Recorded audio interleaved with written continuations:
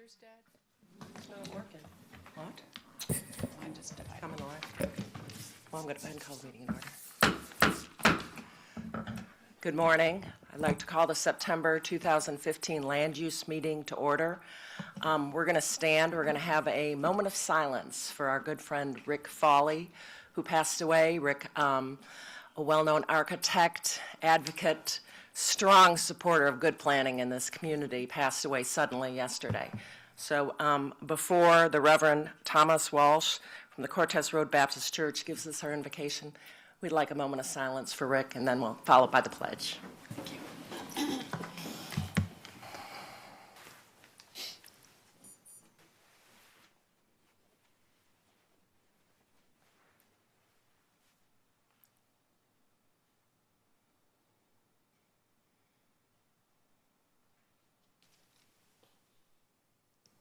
Reverend, if you'd like to come forward. Let's join our hearts in prayer. Our gracious Heavenly Father, we are thankful for this opportunity to come before the throne of grace. Father, we praise you for your holiness and your righteousness, and Father, for the creation of this world, and Father, us and all that we survey.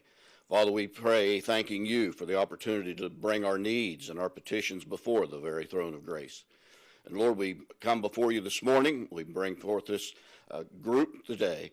Father, we just pray that your blessing would be up on it. Father, that their peace and safety, security, Father, that your Spirit would empower each one with wisdom and knowledge and understanding.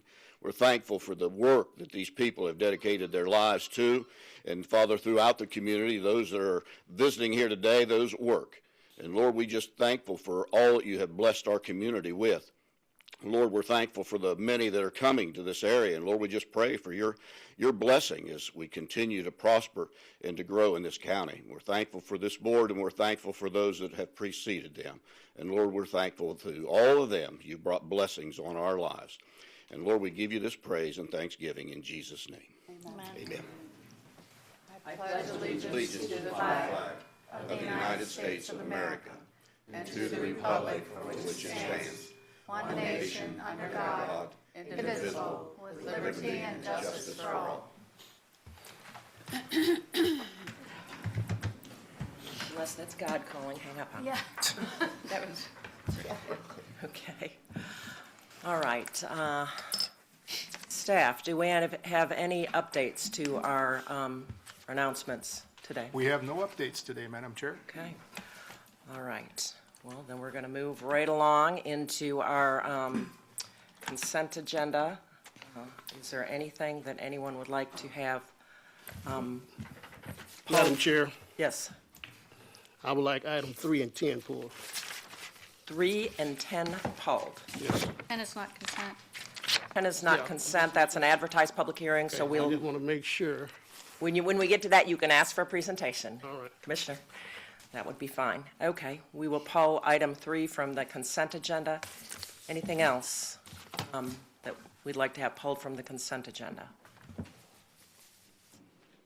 Okay. Any of these consent agenda items require a public hearing? Do we need to open a public hearing on any of the consent agenda items? I don't think so, but I just No, wanted to- Madam Chairman. No public hearings required. Okay. All right. Is there anybody in the public who'd like to address any of the items on the consent agenda only? That's items number 2 through 8. Madam Chairman, I neglected to mention there's no public comment allowed on item 2 because the matter is litigation. We did receive the written objection from the property owner, Lake Lincoln LLC, and that's been entered into the record. Okay. Thank you. We have that for all of us. It has been entered in the record, so we will make sure that's taken into advisement. All right. Anything else anyone would like to address on the consent agenda? Okay, what is the pleasure of the board? Motion to approve Second. with the item number 3. 3 pulled. Okay, we have a motion and a second. All those in favor signify by saying aye. Aye. All those opposed, nay. Chair votes aye, motion passes. Okay, next we're going to go to citizen comments. This is where citizens have the opportunity to address us on any items that will be on a future board agenda. Is there anyone that would like to address the board and have an item that they would like to see on a future agenda? Okay, seeing no one come forward, I'm going to go ahead and close citizen comments. Moving right along, we have no advisory board appointments. We're going to go to our advertised public hearings, presentations upon request. Charles, which one did you want a presentation on? It was number 3. Oh, just number 3? No, 10. 3 and 10 is later. It's a presentation anyway, correct? Yeah, so you want, so we'll go ahead and open public hearing item number 9, if you want to read that into the record, Robin. Okay. Oh, yes, you got to swear people in. I always forget. I think I would know better. How long have you worked here? Forever. I think we're all a little shaken this morning. Do you swear or affirm that the factual statements and factual representations which you're about to present to this board will be truthful and accurate? I do. Thank you. All right, Robin, if you want to read the, Yes, Madam Chair, item number 9 is PDR-14-19, paren G. This is Twin Rivers Phases 4C and 5. And this is requested to be continued, it has been continued to April 2nd, June 4th, August 6th, and now is being requested to be continued to November 5th, 2015. okay. Is there anyone in the audience who'd like to address the board on PDR 1419? It's just going to be continued, so they have an opportunity to speak then. Anyone who'd like to address the board on this item? Okay, seeing no one come forward, we'll go ahead and continue the public hearing. Can I have a motion? So moved. Second. Okay, we have a motion and a second. All those in favor signify by saying aye. Aye. Opposed, nay. Chair votes aye. Motion passes. Next up is item number 10, if you'd like to read that into the record. Yes, Madam Chair. Item number 10 is LDCT-14-06, which is ordinance 15-03, and this is a Land Development Code text amendment for the Manufacturing Development Program. Mr. Barnett? Good morning. This is the third hearing for this. The Planning Commission reviewed and approved this. We had our first hearing with the board. Be happy to go through a presentation or an explanation of what we have, or answer any questions or concerns that you may have. Okay. Madam Chair, I want to read for the record. I have an email from Councilman Harold Byrd, District 5 from the city of Bradenton, dealing specifically with this issue. The issue is Glen Creek flooding issues. The possibility of future expansions has been a concern about stormwater runoff and drainage into Glen Creek. Presently, storm water runoff from Tropicana drains into Glen Creek, and the drainage heads east through Mixon Fruit Farms and empties into the Braden River. The city of Braden has also approved a housing development along Glen Creek that will also be impacted by the lack of capacity in the creek. It would be advisable that any future development would address these potential issues that already impacts the community with street flooding from an overflowing drainage creek. This can be seen along 14th Street east along the creek during any downpour as the creek flows into the city of Bradenton. I thought I was going to be able to deal with this issue. We have a serious flooding issue directly coming from storm runoff from Tropicana that has not been addressed. Tropicana has built out, I believe, in the city of Bradenton. There's possibility for expansion in Manatee County unincorporated area. Talked to many residents. I've seen the flooding issue. I have a serious concern about anything coming forward that it bypass this Board of County Commission, as is being asked today, to give them leverage that no other company has right now. The presentation in the community dealing with people in that area is not favorable. I rode through the community. I talked to people. I talked to Councilman Byrd. I talked to several other people. I've seen the flooding. We got some issues there that need to be addressed. And so this is why I need a presentation dealing with this issue. My constituents are very concerned with them. This in the city of Bradenton and Manatee County, unincorporated area. I think that this is something that should have really been more vetted to get to this part.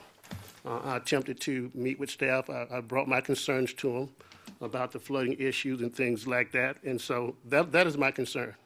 Understanding that this is something new, but in East Bradenton, historically, these unimpoverished communities have always been used as guinea pigs. And so we got a flooding issue there now. And what they're asking right here is basically, to circumvent any authority from the local government to move forward. Yeah, can we have I think we need a presentation, because I asked many of these questions too during my briefing about whether or not that is factual, that there are going to be any kind of circumvention of the regulations that are in place. And it's my understanding the answer to that is absolutely not. The document reads different. Yeah, that's why. It's only code enforcement issues and safety issue that we'll be dealing with. Well, I don't think they waive any of the current regulations, either at the state or the local level. It is only when do you review them. So I'm going to let And that's- staff go ahead and But our present, and then we document can don't ask say that, questions. what you said, though. Let's get clarification then. Let's hear from staff. Thank you. In the beginning, back in 2013, the Florida legislation passed the Manufacturing Competitiveness Act. Now, that was co-sponsored by Representative Boyd and Senator Galvano. That put the state, because they are in the bottom 5 in the country for attracting manufacturing, an initiative to require state agencies to review manufacturing applications on a timely basis, not circumventing, not ignoring any code or any requirements. In order for a county to take advantage of that, if a manufacturer moved into Manatee County, in order for the state to adhere to those rules and regulations, we have to adopt an ordinance, which is what we're talking about today. We do not ignore the Land Development Code, the Comprehensive Plan. All of our rules stay in place. And I understand the commissioner's concern, and I'm going to enter that email into public record, so it's there. So, but the applicant has to come before the board with a master development plan, and the board must approve that master development plan. But I think what's more important, first, it's got to go through staff review. Mm-hmm. People like Tom Gerstenberger, our stormwater engineer, our environmental folks, everybody looks at this application. All this does is say, we will look at it first. It will be on a fast track, not to ignore. And don't take fast track as something that we haphazardly review. It allows 90 days for review. We can certainly review a project in 90 days. It also says that after the Planning Commission, if they approve this, it has to be before you in 45 days. And it's a master development plan. They have to meet all the environmental requirements, stormwater, it's listed. And I'll refer you to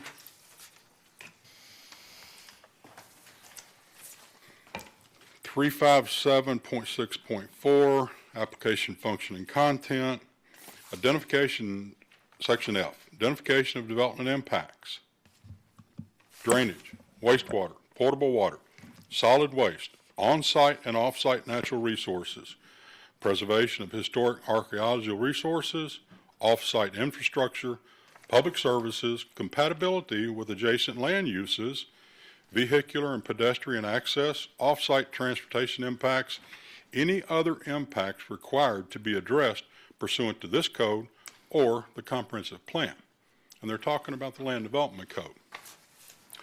The ordinance goes on to say that if there is, I think this was brought up by public comment in an email,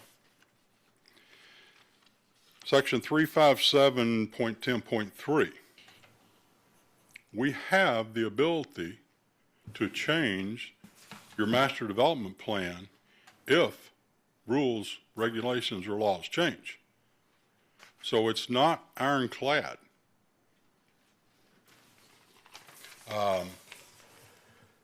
Development cannot create flooding or runoff into other property. This has to be contained and controlled by them. Now, Tom's the stormwater engineer. I'm certainly not. So, you know, if there's anything that he'd care to add, May I respond, Madam Chair? No, let's hear from staff, and then we'll go through our usual process. Let's hear from staff, and then we can have questions, okay? Go ahead, Tom, you want to add to the staff presentation? Thank you, Madam Chair. For the record, Thomas Gerstenberger, Public Works Department, and I've been sworn. With respect to, and to supplement what John had already spoken with regards to this particular ordinance, and also to reiterate, Tropicana and any other project that is applicable to this ordinance, they would be required to abide to Land Development Code, Public Works standards with regards to stormwater requirements for both water quality and for attenuation. They would also have to provide floodplain mitigation should there be any impacts in the 100-year or 25-year floodplains. I would also like to add, and since it was also brought up in this email, with respect to the villages of Glen Creek, staff has been actively involved in that project as well, even though it is within the city. Obviously, the drainage is going into a system where there is commingled drainage. It doesn't matter whether it's city drainage or county drainage. It's still a drainage system that is collecting and conveying runoff from both government entities. With respect to villages of Glen Creek, they will be required to provide typical water quality treatment and attenuation. And we have also sought 50% reduction in runoff on that project as well. We have been actively involved with the engineer record on that project with regards to access to Glen Creek, since we do routinely maintain that system as well. With respect to Tropicana, the history of Tropicana, there has been a series of stormwater facilities that have been constructed on-site and also off-site. The one I can think of in particular is on 15th Street East, just to north of 26th Avenue East, which happens to be a pond that is also maintained by the county, which is also provided as flood control. With respect to Tropicana itself, there has been numerous stormwater improvements that have occurred over time, and I can still think of a couple that I know have been in the works. They have not been constructed as of yet, but I can think of at least one project in the area. I think it has to do with the park off of 13th Avenue East that has been in the works for quite some time. And at this time, I'll be happy to address any further questions that the board may have. Okay, first up I have Commissioner Whitmore. Just two things. From what I understood in our briefing also, they have to go through the whole process to get whatever approved. And I think this was all stemmed from years ago when they wanted to move their glass plant somewhere else on their property or not too far, but it was a major ordeal and it didn't help business. And so this came before legislation. And from what was explained to me, once we approve their master plan, they still have to comply with all our laws. They got to go before, they have to get permits and stuff. It's just fast tracking it. It kind of reminds me of the International Gateway, the easy zone, the encouragement zone, where we commit that we will fast track it and not take 6, 7, 8 months to do it. That's what I'm getting. And then I did ask Robin, and I think he was going to research for the meeting, and I'd just like to know publicly. I saw the area where the port is going to be in this. Yes. It's marked in red. Then the Tropicana area. And then there's a little place by 275 and 41 that none of us really kind of know where that is. Is there a current business or something's coming, or did we ever find out? I don't know why that one area was. Well, there's a map. it's Have a identified map. as either future land use or current zoning will Okay. allow for this. So there's nothing there now, but there could be something, and that's Correct. why. Yes. Okay. And staff must be working with somebody for something to come to us in the future. We attempted, when we first started talking about this, you know, it was talked about for Tropicana, to be able to react to the market. Quite honestly, there's been 2 major projects over there, 3, if you count down the demolition of all the old glass plant, all the old buildings, and cleaning up the site. The second was the new bottling plant that they put in place. And the third one was where we were able to work with Tropicana and bring the Naked Juice line from California to here. But their parent company said, you got to be up and running in X number of days. Well, we worked very hard with the planning people and everybody else to get the site plan reviewed, looked at, make sure everything was correct and according to our rules and regulations, and get the permits issued out there. So that plant could have been built and capture that. And I don't know how many jobs that brought to town, but it brought some. But a lot of their stuff is automated anymore, quite automated, and doesn't take as many people. But there's a lot of room for expansion on this site. With a master development plan, they can go straight to building permit. You review and approve the master development plan that we would bring to you after working with the applicant to make sure it does meet all the rules, regulations, doesn't create a problem for the neighborhoods. Compatibility, that's it. That's it. It's talked about in here. And, you know, it's trying to help our businesses react to the market.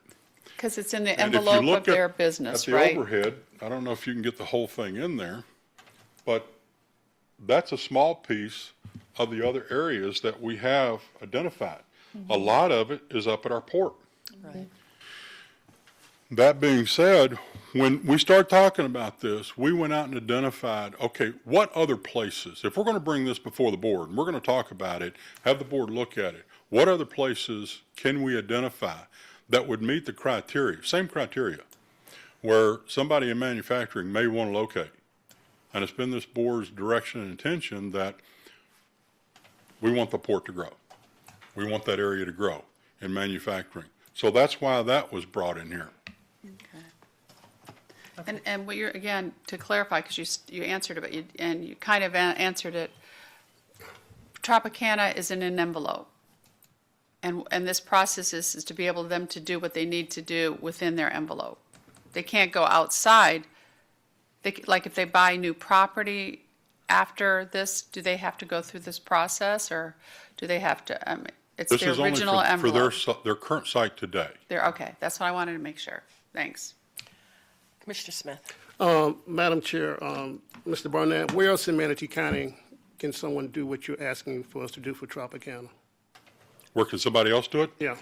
There's a piece of property on the southwest corner of 275 and 41. See And the they- overhead, Charles, it's on the, Yeah, but I'm saying, can they legally do it now if we don't pass this ordinance? They can legally do it now, but they go through an application, a land development application process with a site plan and all these other things that they have to do, which can take quite a bit of time. The document that I have reads clearly that once the master plan is approved, the manufacturer will not need further local approval for future expansions or modification, except for those involving building code, life, or safety issues. This was in my document. I walked that community with thousands of voters there. Flooding was an issue then, it's an issue now. My concern is the fact that Tropicana, is they here today? Can they address this issue? And my concern, staff is doing all the talking, I haven't heard anything from Tropicana today. Are they here to give us a presentation on the oath that it would not be an added situation in that community? For 50 years, this community has been neglected, flooding out hundreds of homes. And this is coming before us, no different than Rabonia and all these areas here with black communities that have been flooded out, property value decreased because of issues, flooding, constructions, and things like that. The only piece of property left is in Manatee County, unincorporated area. The city of Bradenton is full out. So what we're doing is flooding out residents in East Bradenton, and the letter specifically speaks to that issue. The fact is that they're asking us to do something that I really don't support. They're not here defending anything or explaining anything to this board on what their future plans is or what they're going to do. I got concerns about that. When it comes to Eastern Bradenton, that area historically has been left unguided by Manatee County government. Now we're bringing Tropicana, who provide jobs for the community. Some jobs, a lot of them moved away. They're not the good pay like it used to be. But saying that, no information in the community. People telling me they're not supportive of what's taking place. Nobody reached out and contacted them. No meetings whatsoever. It pops up on the agenda that this may be in the best interest to help business and development. I'm for that. But what I'm not for is people flooding out. We've had that issue before where I lived at. And this Tropicana is directly tied to the flooding issues. The creek overfloods. Water gets sometimes 10 feet deep.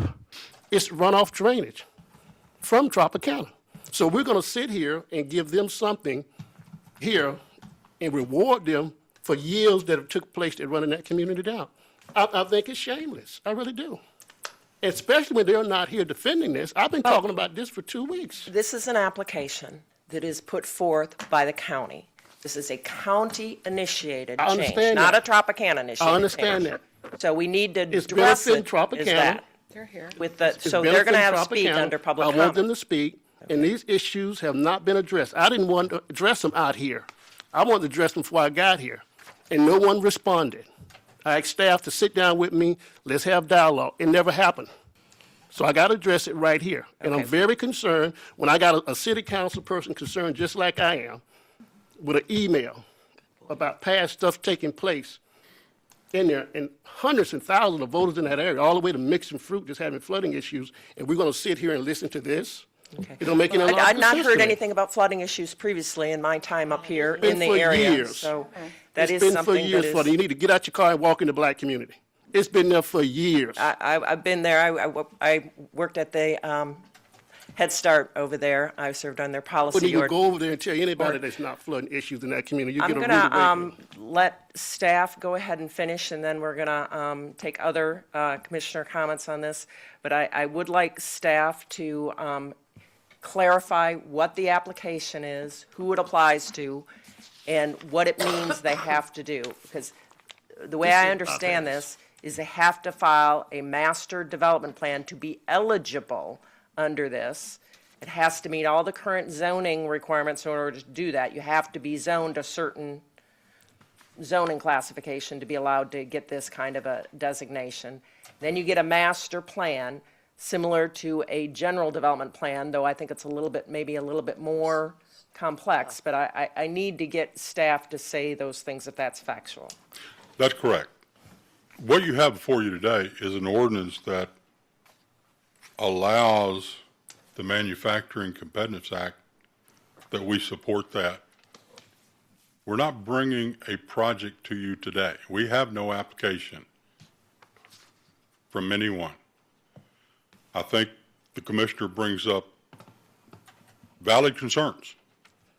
Those will all be addressed at application time and presented to you, the board, for consideration on the master development plan. And you're right, it's not a GDP. It's a detailed master development plan. It's not a bubble plan. Okay, next up I have Commissioner Baugh. John, in a letter that we received, an email against this ordinance, one of the things it said, and I'll read it, it's item number 4, approved master development plans will not be required to be amended even if Manatee County passes laws that address a direct and immediate threat, That's what I read. public safety and the environment. Is that an accurate statement? That's what I read. You got it. It's from Minnesota 88. Minnesota 88 in their If letter. you refer to section 357.10.3, it says, in no instance shall the county require a modification to the master development plan, except and unless such modification is required in response to an act of a state law or local ordinance addressing an immediate and direct threat to public safety.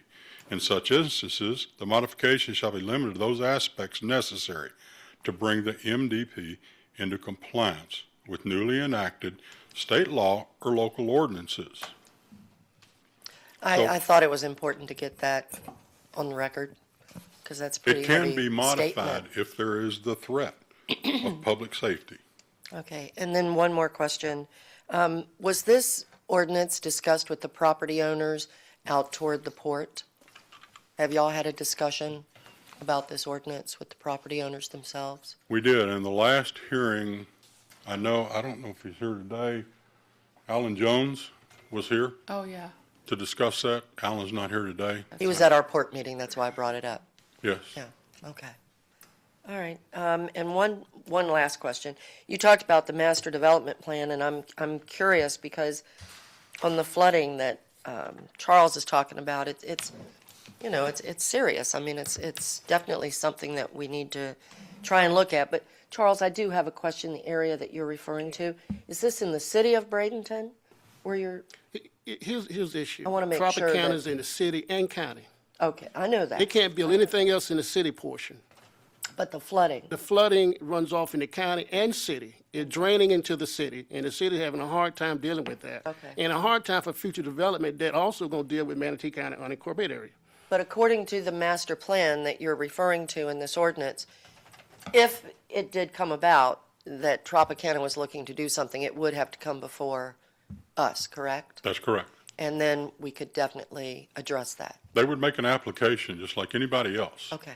And the staff would review that Just be application. fast-tracked, right?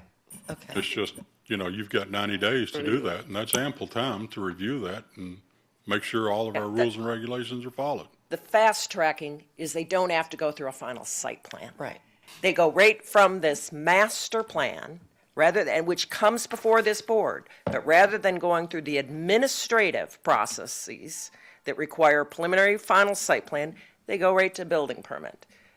Am I correct in that? That's correct. Okay. So they're not skipping this public hearing process, they're skipping an administrative step Right. to build out what they have within their site plan, which up by Port Manatee, it's a little bit different because we don't have an existing development up there. So to me, it's very different. But we're giving the opportunity for somebody to come in and create that master plan. Is that correct? That's correct. Commissioner DiSabatino. What kind of time saving is that elimination? That last step that you were referring to? On the master development plan, Right, how much time does that save? it could save up to a year or longer. Wow, okay. If you go through a preliminary site plan, then a final site plan, it could take 12 to 18 months, as we've seen some projects do, if both sides are not working on it all the time. So, let's walk this back. All right, that's for another day. Currently, what's been done to review the flooding issues that are going on now? I know it's a separate item, but maybe we need to discuss this at a workshop or whatever, what the county can do to discuss these flooding issues that we currently have. And I know that's Tom's arena. I think Tom has addressed some of that already when he said that the county is looking at that situation and seeing what they can do to improve it. But it sounds like it's a joint venture between the city and the county as to how they're going to correct those situations out there and not flood those neighborhoods. The master development plan will further refine what solutions could take place and what can be mandated by this board based on staff recommendations, so there is no flooding. Also, these areas that you have carved out, can this apply to other areas that are already zoned manufacturing to go through this? No, only the areas we've identified here. So the other areas that are already zoned would go through a longer process? Could they request, just to follow up Right. Commissioner's They question. can Could they request. request to be? And we've had several property owners approach us wanting to be included in this, and we've told them no. That once we get this approved by the board and get this done, then we will take a look at each case on a case-by-case basis and do an analysis to see if they should be included in this. We're not turning anybody away, Right. but But if we're you gonna can work with save them. an applicant a year, that would maybe have him make a decision to move here and relocate or expand here, so that it could eventually be a good thing for everyone. We already have the qualified targeted industries, and manufacturing is one, so I believe that part of being on the QTI is a fast tracking, At the county level. okay? But if we adopt this in support of the state Yeah, legislation, state too, then it permits. puts the state agencies on that same pace Right. to Okay, get their reviews and approvals done, or denials. But they have a certain amount of time to review these. okay. I just did a little fact checking. As far as major employers in Manatee County, the school board has 5,300, Manatee County government has 1,860, and Bell's, Tropicana, and Manatee Memorial each have 1,500, so they do have a lot of employees over there at Tropicana.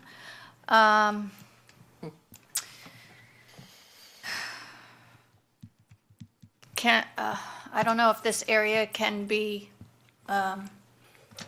removed from this plan for now and then added in, or you have an applicant who is requesting to be included in this until we work out some other issues. Well, yes, the applicants requested to be in this program, and we support that. Because we don't have an application yet. All we have is an ordinance adopting, yes, we will look at this application Right, and bring it to the board in an expedient manner. okay, thank you. Actually, Thomas, you had something you wanted to say? Why? Yes, Madam Chair. With respect to the port area, I think a prime example that hasn't been brought up yet, as far as procedurally difference from what is being proposed today to what process was utilized was Air Products. Air Products, a project that's in the PDEZ today, went through a final site plan, provided technical engineering information for stormwater, utilities, traffic, things of that sort. With respect to this particular ordinance, all those requirements, all of that technical data would be required. The only difference would be procedurally, how it is provided. Okay, I think that helps me. Commissioner Whitmore and then Commissioner Smith. The Well, attorney was trying to get we- in for a while. well, we, He's on too. Do you want me the to board let you too. jump in, Sarah? Let's hear. She's the legal head. Just She's not the leader, the chair is. I I said she's the legal head. I would like a legal opinion from her and let her get in the dialogue. We're having a hard time understanding it, hearing each other. Sarah, go ahead if you need to weigh in. Okay, thank you, Madam Chair. I just had 2 points. One is, while as Mr. Bernard points out, identification of development impacts, including drainage, is reviewed for a master development plan. I want to point out the ordinance in section 357.5 refers to vested rights. And if they have existing development rights before approval of the master development plan and associated with the area included in the master development plan application, the county is required to recognize as vested rights. So if there's some nonconformity or some issue on drainage in existing development, and they are not changing that, and we have to recognize that. We can't require them to fix it. We can't require them to retrofit, is what you're saying. Correct, unless they're voluntarily going to do it. But they may well claim it's vested. I don't know if the cause of the drainage is new development, then as Mr. Gerstenberger points out, looking at new proposed development under your master drainage plan, then everything staff says applies. Well, that's, Keeping in mind, we always operate under the Kunz case. So we have to go through that causal analysis. Is the drainage problem caused 100% by Tropicana, so they have to 100% pay to fix it? Or is the drainage problem only caused by Tropicana, 25% is their responsibility to fix? So you may not be able to require them to fix the whole problem. So there's two layers of review here, the vested rights issue and the Kunz issue.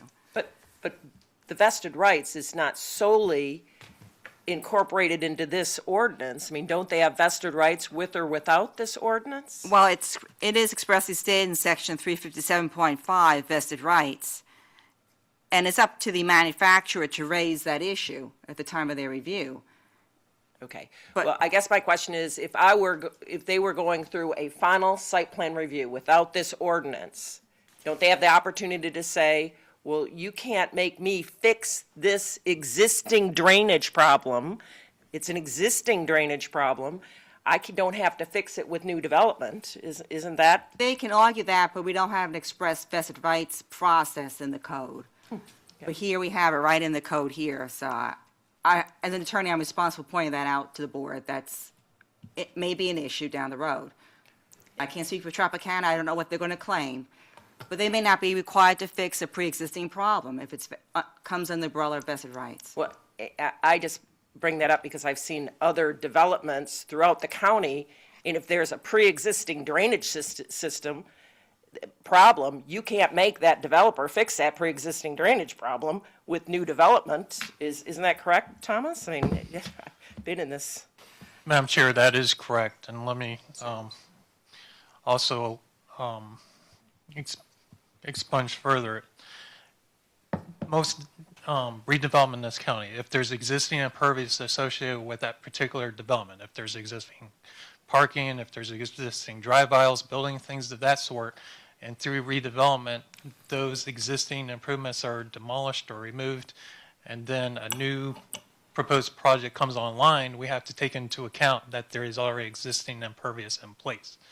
Now, should that particular development expand upon existing impervious, should there be additional impervious associated with the project, then that project would be required to meet stormwater requirements as far as attenuation and water quality. Thank you for clarifying that. Commissioner Smith. You took me on and then, Oh, you're right, I jumped. Yeah. Sorry. yeah, we Commissioner went to Moore. the attorney. We went to Tallahassee, and this was brought up at the request of Tropicana to have this legislation. For those of us that went up there last year, or I think it was, or 2013, this was on our platform, and this was meant to encourage manufacturing in the state, besides just houses everywhere, and tourism. We were trying to diversify. We wanted manufacturing. And manufacturing, i.e. Tropicana, brought up how hard it is to work in Florida with the state and how long it takes for state regulations. I don't even think we even talked about county. It was mainly state. And that's why you see our local legislators brought this forward. And because of a fast track method so that we could encourage manufacturing. So again, to pull them out of they're the ones that actually brought this and supported this heavily through the state. And the justifications were because of the state permitting. And I want to be clear, and I've heard it from you, there's no plans that you know of right now for Tropicana to be expanding, or nothing that you see that's coming down the pipeline. It was all as a result, from what I understood, was that glass plant and how long it took to go through all the state agencies to get it going on property that they had, and they wanted to upgrade and they couldn't. And that's what we went to Tallahassee. That was our message. I did see the Tropicana attorney here, so there is somebody from Tropicana here. But, this, to think that we should take them out, I don't agree with. So, and Robin, your ideas about the others, I agree. I think once we get this going, there are other areas in the county that we could be manufacturing, even eventually maybe out in the Myakka area or places like that, or East Bradenton somewhere. No, they may want to. Yeah, I saw. Yeah.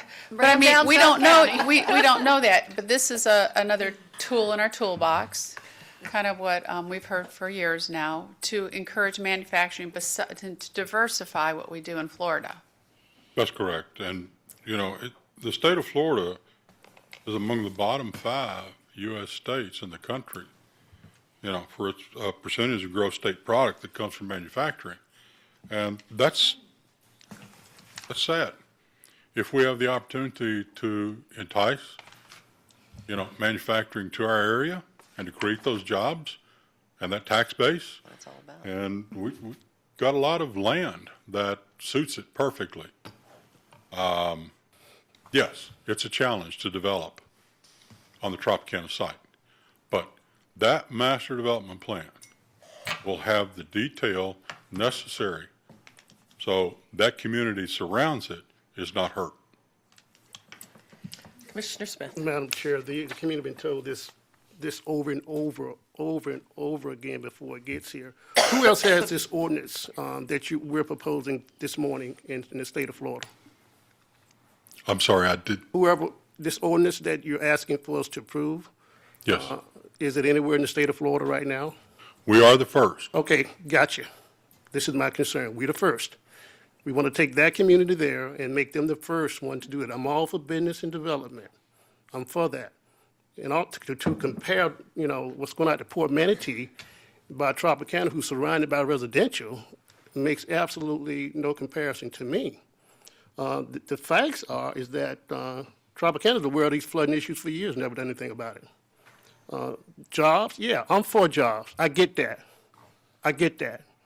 What I am not for is for people who've been struggling for years with flooding issues, and we're going to use them here again, the East Black community, as a point of doing something that's nowhere in the state of Florida. We don't know what's going into the environment. We don't know what's going into the creek. We just don't know. There's been no response dealing with those issues whatsoever. Port Manatee, yeah. You compare Port Manatee against East Braden, it's like night and day. Port Manatee is not surrounded by residential. That's why we're looking to try to get the property to keep these kind of issues from coming up. To me, now I'm hearing that Tropicana asked for this to take place. It didn't come from us. They asked for it to take place. I'm all for other businesses participating. I don't think Tropicana should be included in this. Port, fine, if you want to do that. But to use that community there as a starting point make no logical sense to me. The other thing dealing with this issue is the fact that when we're talking about the master plan and speeding things up, that's good for business, and I get that.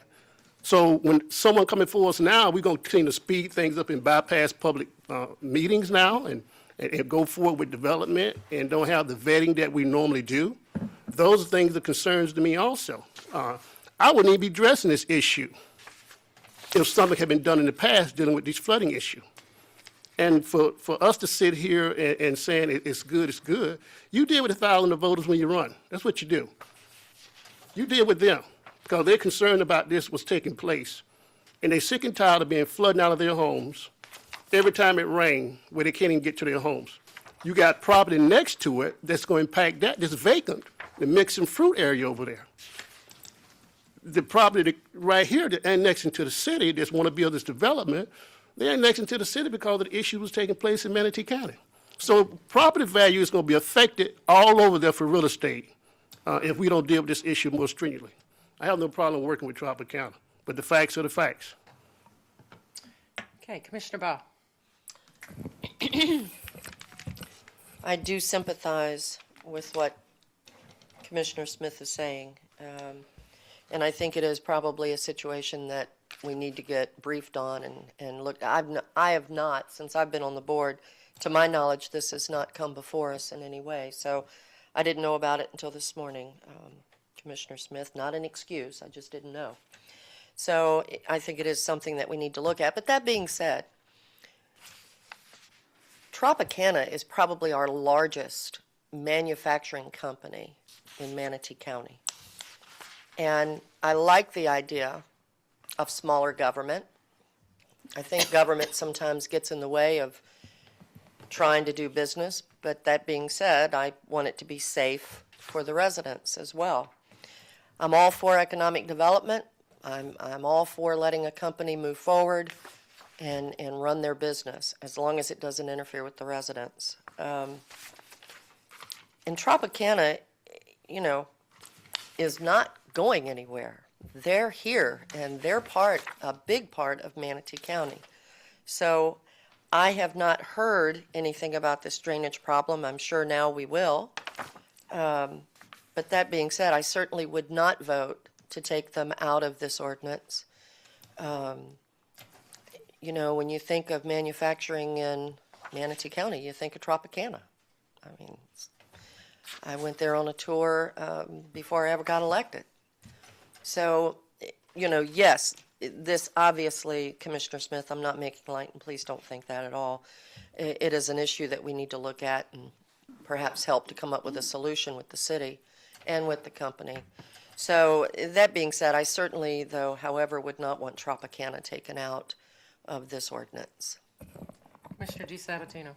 A question for legal counsel, the 357.5 vested rights. Can you go over that again? Because I'm just not clear how that either helps or hinders this process. Well, the state statute that Commissioner Whitmore referred to requires that the ordinance implementing the development plan program include a vested rights provision. And it vests rights for existing development approved prior to the master development plan. And Commissioner Smith pointed out there's some existing development there that factually may be causing drainage issues for the neighborhood. And then statements were made, it'll be all cured when a master development plan's approved. And that may or may not be the case. If the applicant claims vested rights, it's existing, it stays. But don't you already have that for the Coons case, or you can't make somebody cure a pre-existing Well, let's just condition say that's the not legal there? argument's a bit stronger when we have a state statute mandating it. I was wondering when he was going to come up here. I'm sorry, I did want to step in just for a minute. Madam Chair, members of the board, I'm Bill Clegg, Assistant County Attorney, and I did assist in reviewing and revising this ordinance. When you switch to the environmental law side, vested rights and the stormwater issues are pretty strong. And the reason for that is that the state didn't start requiring stormwater concurrency until the Growth Management Act in the 1980s. The Clean Water Act didn't even require regulation of it until the late 1970s. So when you look into older areas, it's a big issue because a lot of that stuff was built when there was no stormwater retention requirement for anybody. That's why it cost $50 million or something like that to retrofit Wares Creek, because it runs up into the area where everything was built, or most of what was built before there was a requirement for stormwater retention. It's very difficult to go back and make existing development that took place before those rules were in effect, fix those problems. So it becomes an issue for the government, and that's where the Kuntz case kicks in, because there really isn't an obligation for property owners who built before all of those rules and policies and laws to go back and correct it. And I have stood in many urban areas that were built before all of those rules in our county and watched the rainwater just flush right into the rivers and bays. The government generally has to fix that, not the property owner. New development can be required to deal with the problems it causes under Kuntz, but existing development cannot. So that's the issue. I hope that answers your question, So, Commissioner. they already have that. So do we need Regardless it? of this ordinance, that is the rule, and it's not going to change whether you adopt this or not. You're not going to be able to go back, take existing development that was put in place before any of these rules were in effect and get them to fix their stormwater problems. It's out of reach of government police power at this So point. do we need to have that paragraph in there? You have to, with the statute that creates this program, and when I reviewed this, believe me, I would have rather not had it in there because it is different, it is more complicated, but the statute for the Manufacturing Development Program, 163-3225, has a subsection that says you must have a provision that says you recognize the vested rights that existed before the approval of the Manufacturing Development Program if the developer or the owner requests you to. So it's required in order to be under the authority of that statute, so it does have to be in the ordinance. It can't be removed. Okay, so what I'm understanding with this ordinance, it would not only fast-track things here, it fast-tracks it with the state, correct? That is Is there correct. anything that's mandated the state? Even though we have an ordinance, how can we tell the state they have to speed something up? That is one of the quirks of the statute. We can't. We don't have that authority. But the statute is written such that once we provide that approval under our program, they are entitled, we certify to the state we've approved it as a manufacturing use under this program, and then they're entitled at the state agency level to expedited review of their state permits. Right. By statute, it's the legislature that's told them that, not Manatee County. Okay. It is unusual. You don't see that very often. So, if and when this would pass, and then we're discussing other qualified targeted industries being case by case to, could they argue that we're picking and choosing the cases, and would they want to be able to participate in this as well? I do think it needs to But be something- clear, to add any additional property, and you'd have to amend the code to amend that map. If the property's not included in the red areas on that map, they're not eligible to participate in the program unless and until you go back and amend the code. But could they challenge us to participate because they're singled out? I don't think they could challenge us.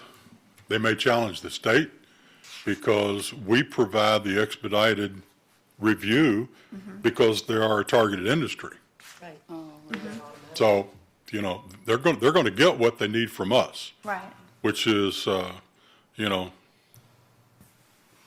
prioritizing of their project. Oh, let me just, Madam Chair, if I may add for a moment, this is, in essence, like an overlay zoning district. Right. So this is a legislative enactment. This isn't quasi-judicial in the sense it's legislative enactment, as long as it's a valid public purpose for what the board is doing and the appropriate findings are contained in the ordinance, we have a valid basis to defend excluding other areas because they're limited to certain zones and certain future land use classifications. and when this first came up to the county attorney's office for review, the original draft did not designate areas on a map. It just referred to future land use categories. And we were uncomfortable with that. It was our advice, you need to define on a map where this program is going to apply, because when you look at the statute that authorizes it, it contemplates that you're actually going to designate specific areas within your jurisdiction where you're going to allow this to apply. Two, it's too much of a can of worms to just do it by reference to a future land use category. There are a lot of people, how do you put people on notice of that if they're adjacent to that? I mean, that's a lot of areas in the county. It encompasses some pretty difficult areas. This would be a much bigger audience if we had done it that way, I can assure you, because you would have triggered some really touchy areas. So we said you need to identify areas on a map. Which areas you choose is purely a policy decision of the board. You could make them, you could expand them, or you could contract them. That's up to you. I do think there's a danger if you start changing the map that you may have to re-advertise the ordinance if you make too many changes to it, because we have put the public on notice with this map. These are the areas where this program is going to apply. Well, to follow up on Commissioner Sabatino's question, because I think she brings up a good point, the concern that others will hear that this is an opportunity, and is there anything particular to these areas that we've picked that make them eligible and other areas not? Did I miss that? It is a pure policy decision. What we suggested, or advised staff to do is go back, look at the areas where you think it's appropriate to have this expedited process from a planning standpoint, because that's really what it is. It's really a procedural ordinance.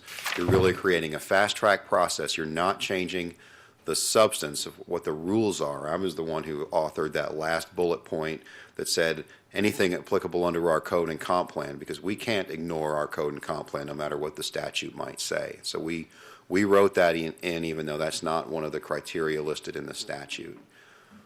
But it's up to you to decide where to allow it, and it's purely a policy-making decision. I'm not concerned there's some legal liability that somebody else wants to be in. If they want to be in, they can apply for an LDC amendment, just like everybody else. There is a provision in our code that allows them to come to you and ask you to amend the code to incorporate their property into the program.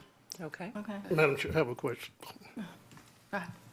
Mr. Clegg, is I'm understanding you perfectly that if someone else wanted to participate in this here, we would have to amend the ordinance?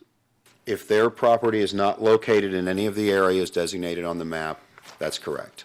So it's not really open to everyone if they're not into the map That's correct. from this standpoint. My other question is, I wasn't dealing with past flooding. I'm dealing with the future when we look at this issue The past floodings have been there. It's going to be addressed sooner or later by county government or someone when the residents get together and have these meetings dealing with this issue. My concern is the future. I don't live in the past. Past is the past. The future of this Tropicana asking for a special privilege. It was Darrell Rousson wasn't named as one of the legislators who recommended this, I don't believe, for a special privilege, and we use that area with no input from the community, because these concerns would have came up before it got here on what they was recommending. And you'd have heard these flooding issues prior to find out, do you want to use them to be part of the first phase in the whole state of Florida? You told me. It's nowhere else. But we're going to use Tropicana and Port Manatee. I don't know how we came to using those areas, which is Tropicana, and you say it's a policy decision. It is. I've been here 10 months. It is. And I wish somebody would have came and say, hey, in your district, Councilman Byrd and Commissioner Smith, this is what we're proposing, but it didn't happen. It didn't happen. And so I think I need to quit meeting with staff and just start airing it out right here. Because I sat here and I asked about this here. Now I got to sit in this meeting and deal with this issue when I could have dealt with it in my office.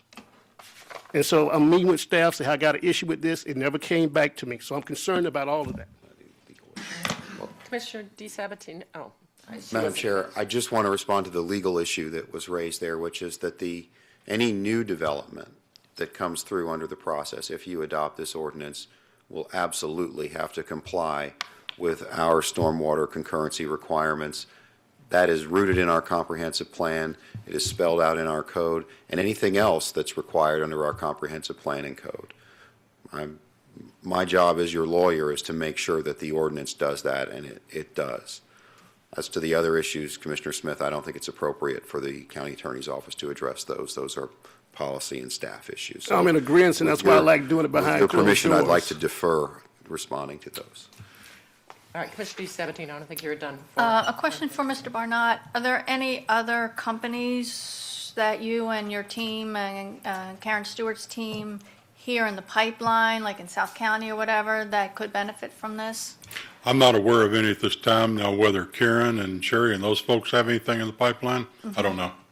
Right, and also when they go out and they visit these companies or the companies come to them, would they be able to say that we have this in Manatee County and it's not applicable in this parcel, but let's see what we can do to help it and speed things along, because time is money.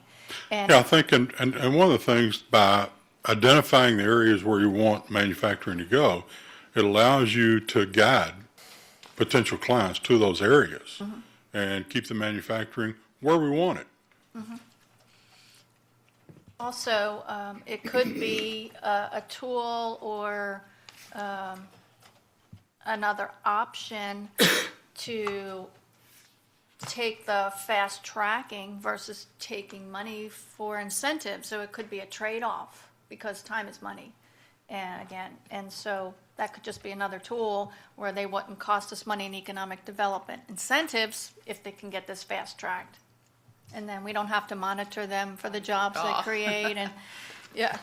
I mean, Quite maybe- possible. Maybe it'd be an even either or, because when we have tax abatement versus the money for the incentives, that's an either or as well. So things we can explore as a board down the road. But I completely see where Commissioner Smith is going. He has the eyes and ears in his community, as we all do in ours, and I respect that. That's on one hand. On the other hand, I see that nothing is going to be circumvented, so to speak. And Mr. Gerstenberger, you and staff are looking into the flooding issue. If we could have some assurance that this issue is being addressed, and maybe bringing at a workshop or memos of solutions to how we can help the residents in this area. Madam Chair, Commissioner DeSabatino, I brought it up previously, but just to reiterate, there has been efforts to improve stormwater that have already occurred surrounding Tropicana, both in the city and in the county. There is an existing stormwater facility that is located along 15th Street East to north of 26th Avenue East. That particular stormwater facility was constructed as a flood improvement for the area. There is also another stormwater facility that was recently constructed within the city of Bradenton at the intersection at 9th Street and 9th Avenue East. That was also constructed as a flood improvement. That one was done, I want to say that was done within the past couple of years. Obviously, if push comes to shove, additional needs of not only this community, but throughout the county. If there are needs for additional stormwater improvements, staff will by all means take a look at it. There's Commissioner Smith, there's a couple new developments that were approved in the city right near, across the street from Mixon, and so have they, I haven't been there in the last month or so. Has anything started over there? Well, that's in the letter. That's subdivision, that's the name of it, where it's Okay. concerned about that area, about development coming in. So since in the that's the city, are It was they, kind of annexed into the city. Yes. okay, so they required, like we are, to mitigate the stormwater because they have to abide by Commissioner, that state- is correct. Yes, they would be required to provide stormwater facilities, and we have also been in coordination with the engineer of record on that project as far as demonstrating compliance with stormwater requirements and also with regards to the county requirements for flow reduction on Glen Creek itself. So hopefully that will help And some of the my problem. last comment on this. Well, we got to go through everybody. You're on the end. Let me get, we've got Commissioner Chappie and also, Don Whitmore all want to be here as well. I'll just finish. There's a couple other projects right down the street that we just approved. They were assemblage of a couple parcels. So that whole area infill is growing. So, we're going to be addressing the runoff. So, hopefully with today's standard engineering, we will help address these issues better than in the past. Commissioner, that is correct. And also to reiterate what Bill alluded to previously, if it was existing development that was constructed prior to the mid-'80s when the Water Management District and DEP started to require water management permits, environmental resource permits of that sort, the county at that time also started to require stormwater design requirements, things of that sort. Any development that occurred prior to the mid-'80s, those stormwater requirements were not in place. So the pre-existing communities, the older homes that suffer from the excess flooding, maybe there's some type of grant program, maybe, I don't even know, from the Amendment 1 money or something like that to help mitigate the water and the standing water and the runoff on each individual property, and maybe they can band together some kind. I don't know if there's something like that they can discuss. If a whole community of older homes has a flooding problem, maybe they can apply and we can apply for grant money to help that. I don't know. There's always grant programs out there. Yeah, well, it doesn't help that we don't have any funding for stormwater management in the county. We have no dedicated funding, unlike other communities that can get grants through SwiftMud for cooperative funding. Manatee County doesn't have a fund to So, match. Let's work on one. Let's work on that. Just something to think Just about. saying. Commissioner Chappie. Oh, my God. Robin covered quite a few of the areas. Before I forget, I would like to have a briefing on the stormwater issues in the existing neighborhoods in this Tropicana area, because I know Commissioner Smith has brought this up a couple times at a meeting briefly, but didn't get into it because I think you had a request with staff to meet with them. I did. And but I'd like to be briefed on that. It sounds like with the new development that is happening around there, some of the issues hopefully will be addressed in that Mixon Fruit Farm area, all that farmland area, and from what John has told us and Tom, any type of new development in the Tropicana footprint will be addressing the new impacts from the new development. But can you explain, can you go through that vested, I'm still a little bit unclear on the vested. So if they tear something down and they're allotted a certain amount of, the way I understand it, a lot of the certain amount of runoff or whatever they have, that they don't have to do anything up to a point, or it's an expansion of the existing capacity that they already have vested? Madam Chair, Commissioner Chappie, with respect to any sort of redevelopment throughout the county, if there's existing, better Deficiencies? example, if there's an existing warehouse today Right. and Acme Company wants to take down that warehouse and replace it with a new manufacturing facility, things of that sort. Today it's existing impervious. To go through, demolish the existing building and replace it with a new building, there's no new or additional stormwater requirements because today it is existing impervious. Now, if they want to take what is out there today and expand it Right. and add additional impervious area, additional impervious coverage on areas that today are virgin soil, grass, things of that sort, then they would be required to abide to not only county stormwater requirements, but also to state and water management district stormwater requirements as well. Just for the expansion? Correct, Not yes. for the whole overall? Not over the existing. And that's been made pretty clear throughout this discussion? Yes. And think of an I can think of an existing situation where this happened. What was used to be the Kmart property on the corner of 41 in Cortez. I happen to have been involved in the permitting of that. Forgot about that. Y'all remember, it was a large sea of asphalt. Right. And being built in that Wares Creek floodplain there, you had a lot of ponding that used to occur right in the middle of it. So when the development came in, they did not have to give up half of their property to build a giant lake.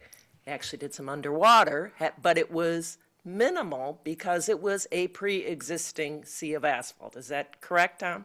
Madam Chair, that is correct.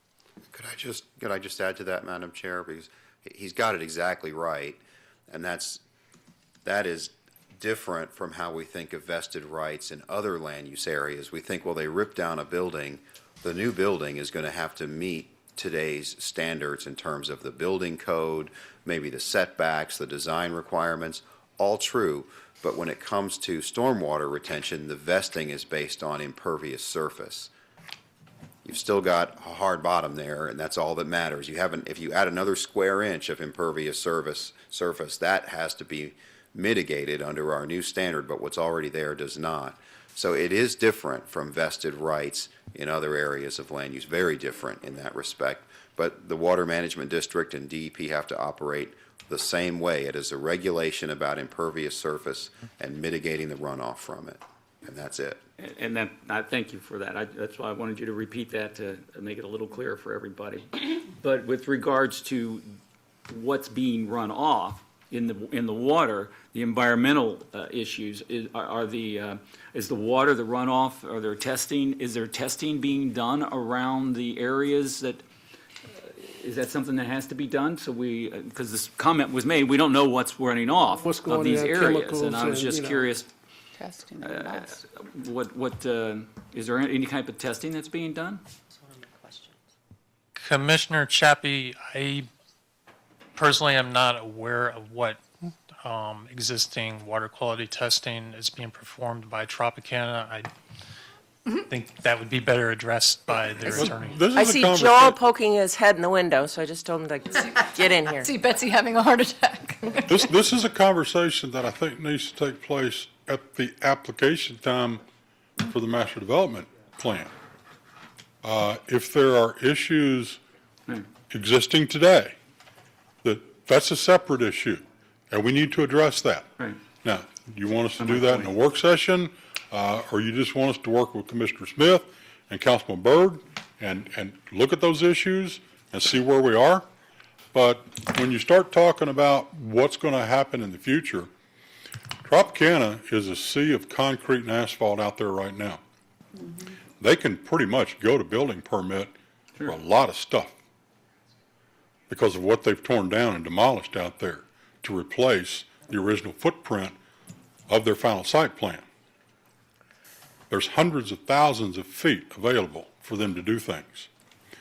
What they want to do and what they've talked to us about and what they talk to the state about is we want to come up with a master development plan that addresses all the issues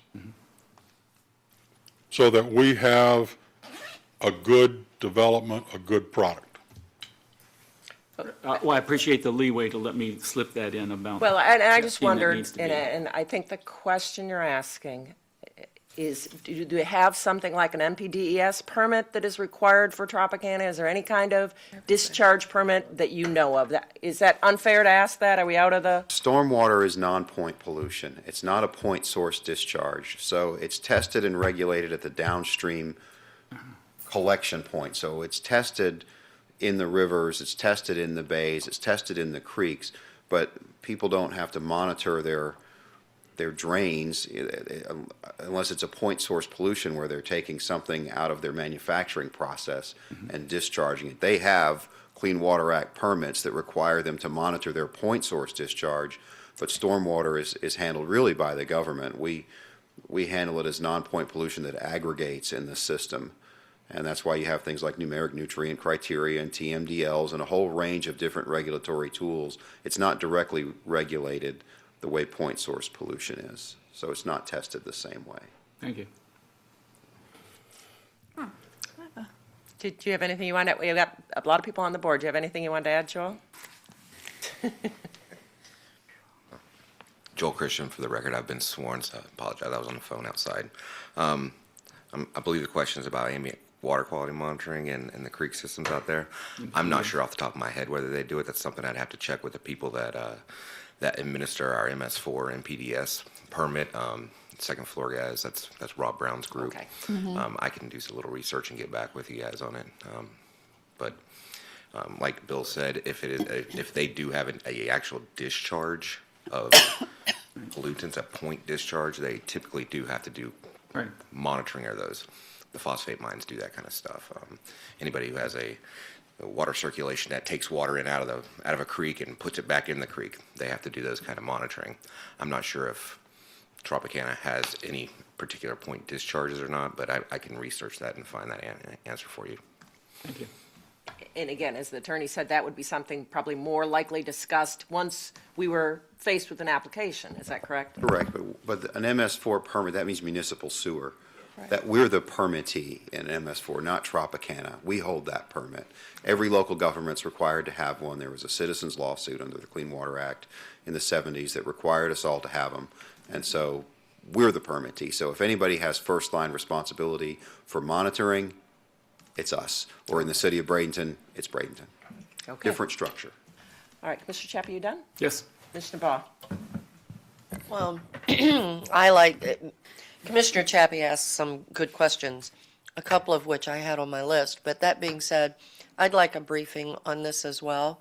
I think probably all the commissioners would on the drainage problem, just to be on top of it, so that we're not hit blindsided by all this. And then the other thing, Commissioner Smith, I think I've heard this a couple of times now, and I just want to touch base on this.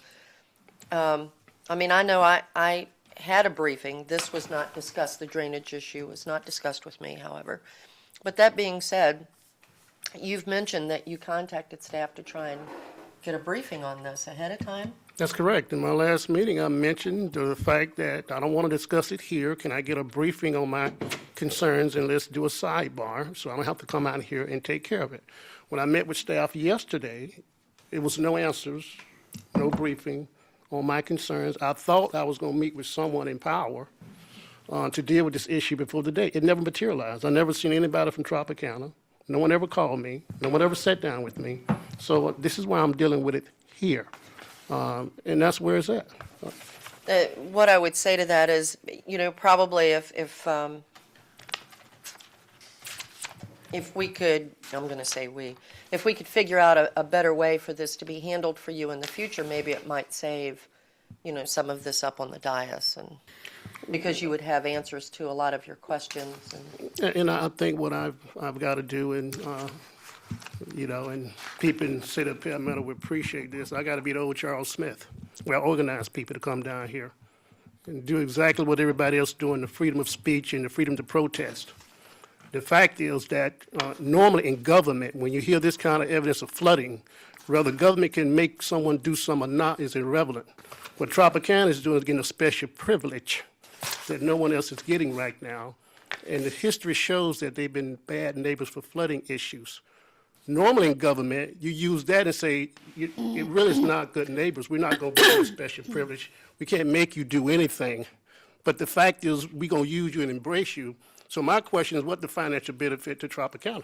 Okay, well, If I'm speeding it not up. done yet, Commissioner Smith, and I just wanted to say that since this issue has been brought to our attention, the commissioners now will be involved. We're going to get briefings, and we'll see what we can do as far as the county and the cities working together and so forth. I think it's been said that what is already Tropicana, what is there, we can't hold them responsible. I'm in agreement. So we need to look to see what can be done, if there's any solutions to the problems that can be handled. So that's why I just wanted to bring that up, was to try and move forward with this ordinance, knowing that the flooding situation, all the commissioners will be briefed, and we'll try and come up to some solutions for the issue. Thank you. Commissioner Whitmore? I've been up here since November of 2006, and two district commissioners before you. I've never had this brought up before us before. So this is all new, and I'm an at-large commissioner. Betsy, I don't know if you'd ever heard. I drive around, on both sides of Tropicana all the time, not during a rainstorm. But it hadn't been brought up by the previous district commissioners ever. So, if this is a chronic problem, it hasn't been brought before us. It sounds like staff may know something of it in the city of Bradenton. So I would ask, before you brief the commissioners, I would ask staff to meet with Bradenton staff and let us know what's going on, because I didn't know even about the two areas that you're talking about where they did drainage improvements in that area. And it's a comment was made up here about infill, which will probably, as a result, even though it's not supposed to, it will help some of the runoff that's coming down, because they have to take 50% of their drainage, but also they will be taking other drainage. So you may see hopefully some kind of improvement in the futures. And I have to mention, when this legislation was passed, the reason why we mentioned Boyd and Galvado's name is because they were the state rep and the senator that carried the bill. I don't remember any of our state representatives not supporting it. And I think I'll ask Nick what the vote was, because I heard it was real popular up in the Tallahassee, because we're trying to encourage manufacturing in Florida and diversify just instead of tourism. And it just came as an idea, and it got brought because of Tropicana, but the whole state of Florida is going to benefit from it. So I'm going to ask Nick to find out even what the vote was. But the reason why those two were mentioned, Commissioner Smith, is because I think those are the two that carried it from what I remembered reading in the paper and going up there. So. Well, a couple of things. I was made aware of the flooding issue at 8:24 last night. Okay. We will address that. Okay. Trust me. Oh, And this is going to be heard? public Okay. record as part of this hearing, Okay. so it must be looked at. And I apologize if you didn't get the briefings that you expected on this. I was told that you did, and I'll look into that. Okay. Well, I don't want to debate that, but I just want to follow up on your comment, because I have been to public meetings where Tropicana was discussed, many public meetings. I have never heard the drainage issue being a concern raised by people around the neighborhood. Now, maybe I missed it, but I was in many public meetings where Tropicana expansions, been around for a long time. One of my fellow co-workers have worked extensively with Tropicana. A planner that worked for Wilson Miller with me forever, Diane Chadwick, has been involved. I don't ever remember I remember many issues of air quality, of noise, of all of those kind of impacts. But honestly, my memory isn't what it used to be, but I do not remember the issue of drainage ever being raised in a hearing in here or in a public meeting. So this is new to me as well, honestly. To listen to Commissioner Smith and reinforce, he wants representation here. The time for that is when they make an application, Okay. because that's what's going to be reviewed and presented to the board, is a master development application. That's when the public gets to have their input and talk to you about that application. This is not an application for anything, except we're accepting a process and a procedure that we'll follow, and the state must follow. And I would like, again, if we could finish with questions specifically, and I just violated myself, but if we could finish with questions so that we can go to public comments, that would be great. Commissioner? I just think it's important to note that what John just said, addressed when the master plan application comes forward. But if not to get lost, because you said it earlier, we are going to be looking at and addressing stormwater issues, existing issues in the neighborhood. I just think that's important to say, and we're going to be briefed on it also. Commissioner Smith? My last comment on this here, and hopefully the attorney will deal with some of these issues. I'm not going to address the question with my two colleagues who held this seat before I did, what they didn't do when they were here. I'm not going to touch that. My other question dealing with the facts of meetings. Been in office 10 months. In my opinion of Memphis County government in 12 months, it's going to be already defined in my head what meeting wasn't said or wasn't done. The theme I've been hearing since I've been in the county commission, we've been talking about it for 6 years. It went on deaf ear.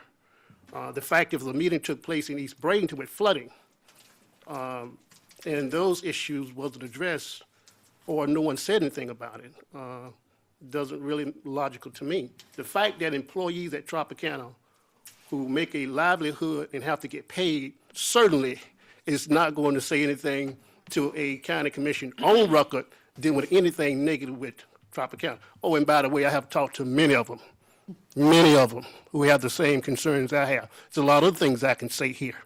The point is that if Tropicana has been a better neighbor in that neighborhood, I wouldn't be here.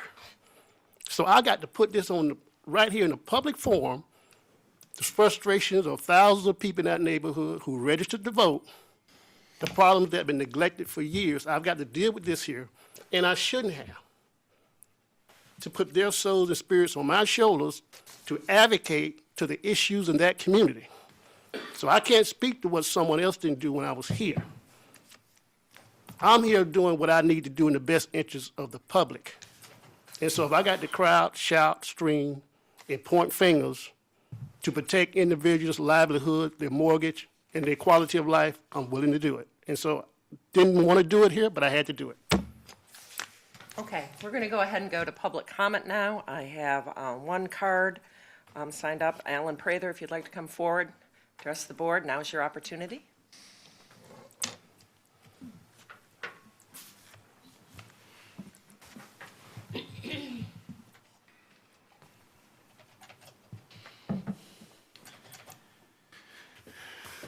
Good morning. How are you? My name's Alan Prather. I'm an attorney. I represent Tropicana, and I have been sworn. And Tropicana has no special privilege. We have a general development plan that was passed back in the 80s, to my memory. I started representing them in 1985. We helped with the county to establish a future land use classification for Tropicana within the unincorporated area called industrial urban. That was done at our suggestion when your comp plan was being made. And I remember working extensively with Mark Barnaby and others on it to make sure that Tropicana and the county knew we were in an urban environment where people lived. And at the time, Mr. Rossi and those people, set up the company down there a long time ago. And from that point, even till today, is why this master plan thing's in front of you, is because we know there's a responsibility by us in that area. And we have addressed it through the planned development, urban industrial zoning, through our GDP, through our preliminary and final site plans. And we have the rights, if you want to call it that, the development ability today because of a final site plan that we have that's been approved by the county. As far as, being a good neighbor, some of you will recall that when Tropicana, some years back, and I'm trying to think of the exact year, but it won't come to my 66-year-old mind, but in any event, when we annexed a portion of our property into the city of Bradenton, that area also lying north of 13th Avenue, which is the line for the city and the unincorporated area, some of it is to the south over where Bell's is right now. As part of that process, we came to the city and asked them to establish the Central Community, the CRA, the CCRA, which now is under the control of the city council. You all read all that. We were the ones who started that. And we did it from the standpoint that our juice storage facilities were going to be built there, and the TIF would come off of that tax increase on the property and go to that community and into the city. That board, we had a representative sitting on it for a number of years. One of their main things was drainage, and the money was given them. Without objection, I'm going to give Mr. Prather more time. It's a little unusual. We've been talking about Tropicana for over an hour now. I think, without objection, I'm going to give him more time to address the issues raised. Thank you, and I'll be very brief. But that was an initiative by Tropicana that's cooperative with the city and is benefiting the community. It is addressing, to my understanding from Stephen Thompson and others who are on that CCRA, it's addressing or attempting to address stormwater issues. And Tropicana, I don't know what the concept is, but Tropicana's stormwater stays with us.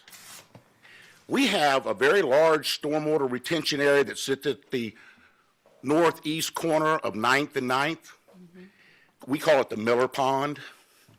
We have another very large area adjacent to it. Being geniuses, we named it Miller East. That is approved by the city for future stormwater retention. We have internally within Tropicana every kind of collection system you could think of and retaining it that falls on our property. So, it's not our fault. Now, this master plan won't hurt. It will help. Thank you, Sarah. You took the words out of my mouth. If you can imagine an overlay district, that's what we're talking about. It doesn't grant us anything. It doesn't take away anything from us. It doesn't grant the port or Alan Jones or anybody else anything, and it doesn't take away anything. All it says, and I saw a lot of you at the economic development thing on Friday, you remember what they said? One of the first items, a manufacturing location that gives access to a port, to a railroad, and to I-75. That's your staff. Those people didn't come up with that. They did within this ordinance. So, it will be a win-win proposition. It will be. And Mr. Smith, he's got a job to do. I got a job to do. You all do. No one's job is going to get avoided, ignored, or whatever because of this ordinance. In fact, it'll probably be highlighted. Thank you, Mr. Smith, but I understand that. My point today, solely today, is to tell you that we're in favor of the ordinance because it'll be good for Florida, it'll be good for Manatee County, it will benefit, hopefully, in being able to address economic development and growth and jobs and tax increase. And it gives a controlled system to do that in. Your staff has answered all your, technical questions. So anyway, I'm here for it. Tropicana's for it. And if we choose to participate in it after it's adopted, or if Mr. Jones or Mr. Smith or Mr. White or anybody else, then they will go through that process in the public, reviewed, presented at a public hearing, and a determination made by this board as to whether that master plan will be approved. And to the vested rights point, one of the reasons that's in the statute is that when we were evaluating this idea, somebody has to come up with an idea, has to put it out there, and somebody then has to go forward with it. It may have been our idea, but we didn't, ram it down. People jumped all over it. And I think when you ask Nick, you're going to find it was a very, very popular bill. One signed by the governor, just boom, like that.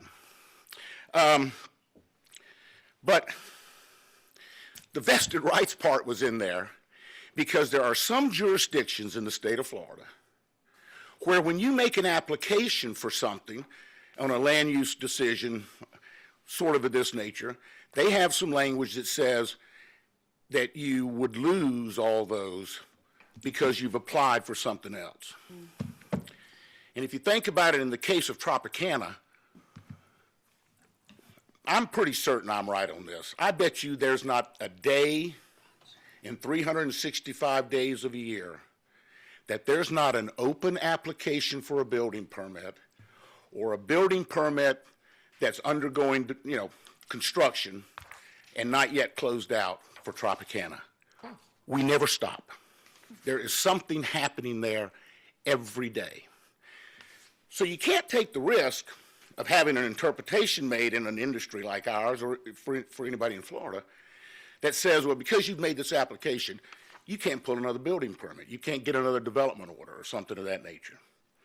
And the second reason for that vested rights language is because we have, from years back in the old days, the Department of Community Affairs, we have a binding letter of vested rights on parking for employees.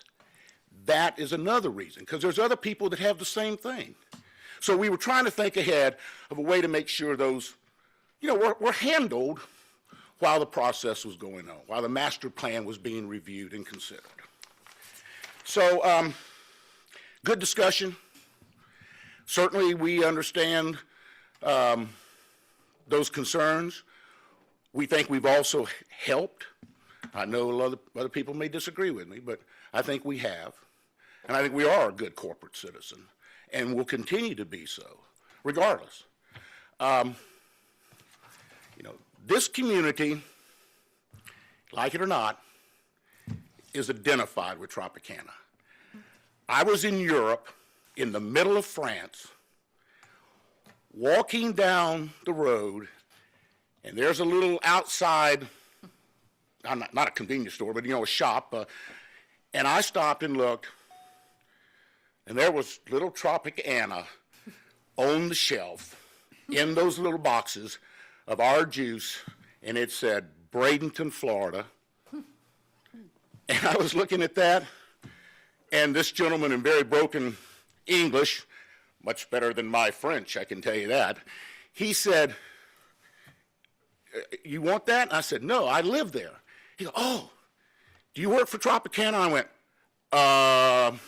sometimes. So, it is good. This Manufacturing Act is good for Florida. This ordinance that your staff prepared is good for you, and it will benefit us, we hope. And it is a good thing to do, and it won't hurt. Look at it that way. It won't hurt, so why not try it? Okay, Thank you. Thank you. thank you. Anyone else who'd like to address the board on this ordinance that's proposed? Okay, I'm going to go ahead and close public comment. Commissioner Smith, you're on the board? Yeah, Madam Chair, Glen Creek has never been addressed since I've been in this meeting with the issues there.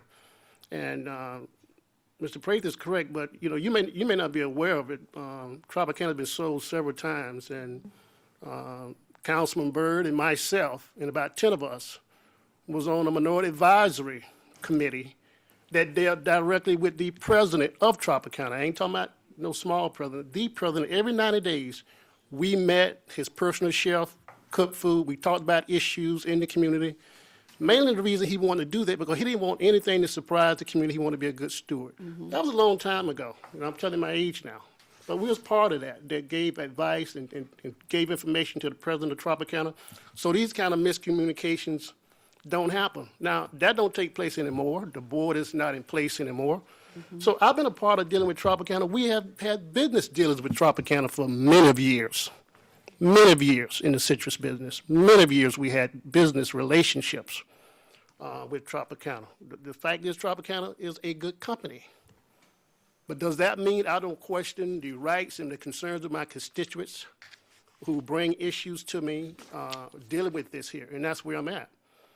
I do not believe that any commissioner, when we talk about manufacturing, you're not going to be running your district trying to create manufacturing company because your constituents going to come out streaming. Manufacturing is good because it provides jobs, but it also create other images to constituents also. We have it there. Tropicana has spent a lot of money paying people, employees. I get that. But does that mean you don't question the system, what done took place over the years to make it better for the future? And that's what the conversation is about. You know, when you look at the whole concept of this issue in the location of Tropicana, yeah, that bring tax revenue in the CCRA and so forth, I find it hard to believe that in other areas of this community, that it'll be still embraced the same way when you say manufacture. Most people don't want it close to them. So it ain't like we're going to be able to create manufacturing all over this county. I think the speeding up process is good. I'm not fighting against that. I'm fighting for good business, clean business, jobs, economic development, and opportunity. Those are not the issues. The issues are the individuals been in them houses for years that can't afford to move. They can't afford to buy a new home. They continue to flood out. Those are the issues that we can't deal with because it's the past. I get that. But what we can deal with is the future of that community and set the whole standard that what takes place in that community, any new development that goes into Tropicana, that these concerns will be addressed and not be used as a scapegoat that's saying, that's old. That's stuff that we already done years ago. The retention pond, it need to be expanded. It overflows, just as our letter states, it runs all the way to Mixing Fruit. And just to show as I'm sitting here, you may have other property owners say, I didn't know anything about this meeting. I got land interest over there. So this is what I want to discuss. And me and Mr. Pratt, I've been knowing him for years, Prater, for years. We could have had this conversation upstairs. Not here. I could have met with John Bernard. Could have had this conversation upstairs. I didn't need to come down here and air it. But that's my job as elected official, to do that. Okay, well, this conversation will obviously continue about the issues at Tropicana. Commissioner DeSabatino? Right, and this was our second public hearing for this? Yes, yes. Yes. Okay. I always like to support the district commissioner, but I think in this case, we're discussing two different issues. We're discussing the past issues and how to move us forward, and now we're discussing a future issue that will move the whole county and hopefully the state forward.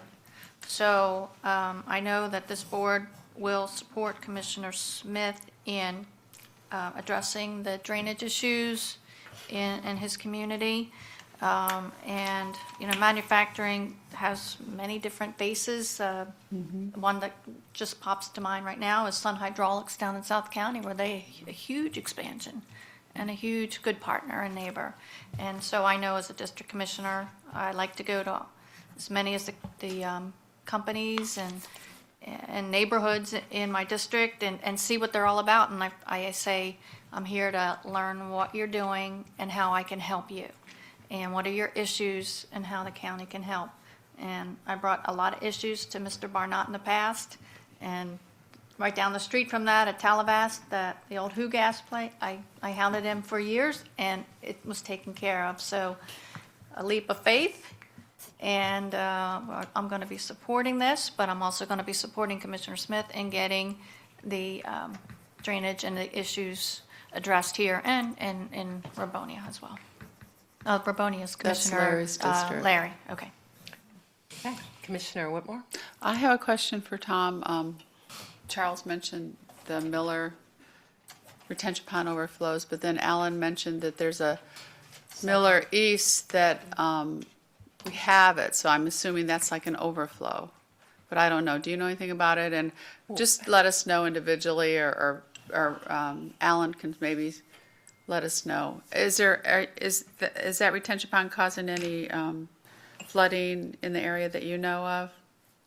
Commissioner Whitmore, that particular pond, I'm not as aware as I would be of the pond on 15th Street East, because that particular pond in question is within the city of Bradenton. So I'd have to let us know. I'll check further with the city of Bradenton themselves, and obviously with any future briefings, workshops, things of that sort, we will make sure to have Send us that an email. information available. Okay. Well, and I would again like to get us back to what is the question before us.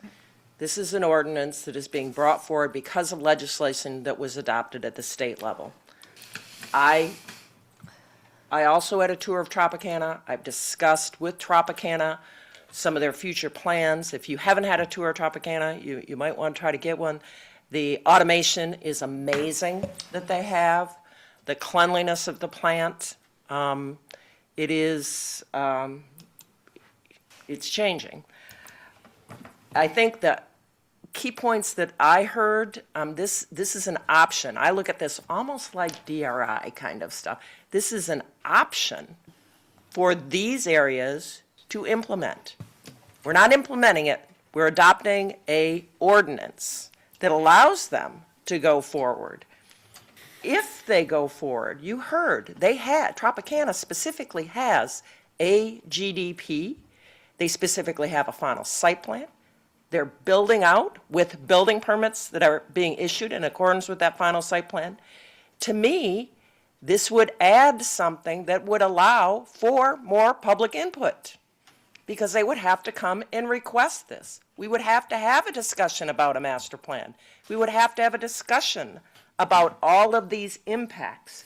And quite frankly, right now, we don't have to have. They have a GDP. They can build out consistent with that GDP and go forward. So I'm not sure I see the downside of it. You got to remember, when this was adopted on a state level, it wasn't done just for Tropicana. It was done because this state needs to encourage manufacturers to come here and be able to build out. You know, Florida has probably some of the most intensive land use regulations, because when Florida was started up, you know, we have a very top-down state when it came to land use regulations. It came from the state level, mandated that you must adopt a comp plan, you must have zoning regulations. That doesn't occur in every other state. So where we know we have heavy-duty regulations in the state of Florida, this is a way to say, we want manufacturers and we don't want them to be trapped by land use regulations that might prohibit manufacturers from developing. So for those reasons, I'm going to support the ordinance. I had Commissioner Whitmore, No, Commissioner Smith. that was old. Madam Chair, this commissioner, trust me, I already knew the board wouldn't support this. My job is to advocate on behalf of my constituents. And you do a great job of that, Charles. The thing that is going to come to pass in this issue is the fact that, as I mentioned before, these things could have been dealt in a different manner. Tropicana is global.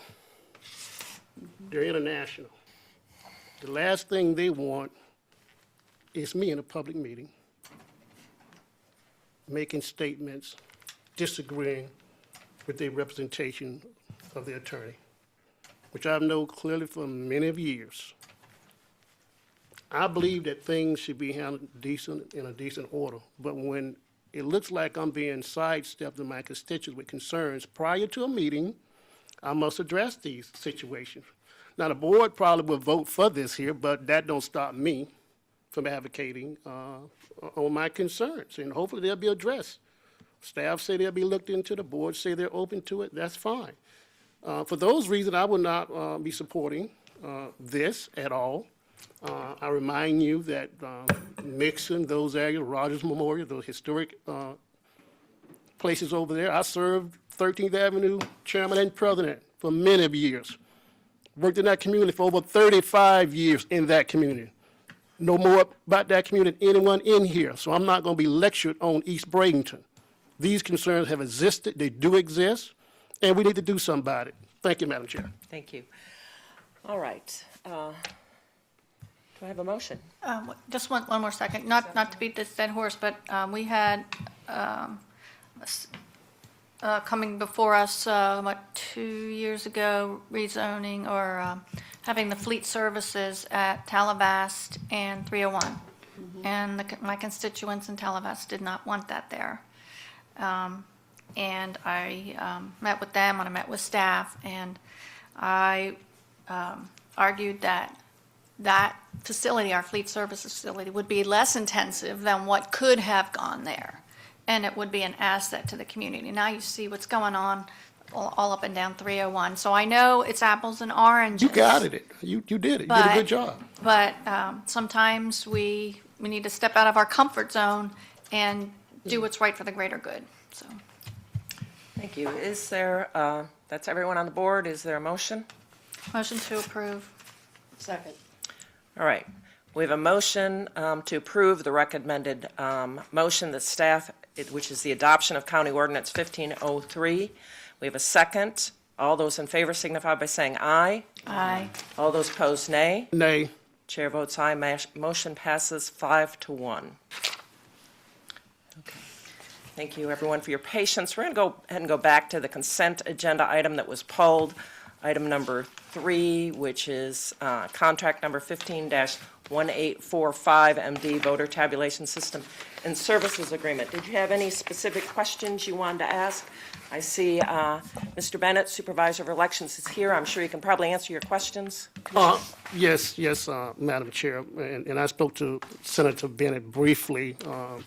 My concern is not the issuance of purchasing these machines. My concern is the fact that it's on the land use agenda, which most people, unless they deal with land use issues, would not look at this agenda.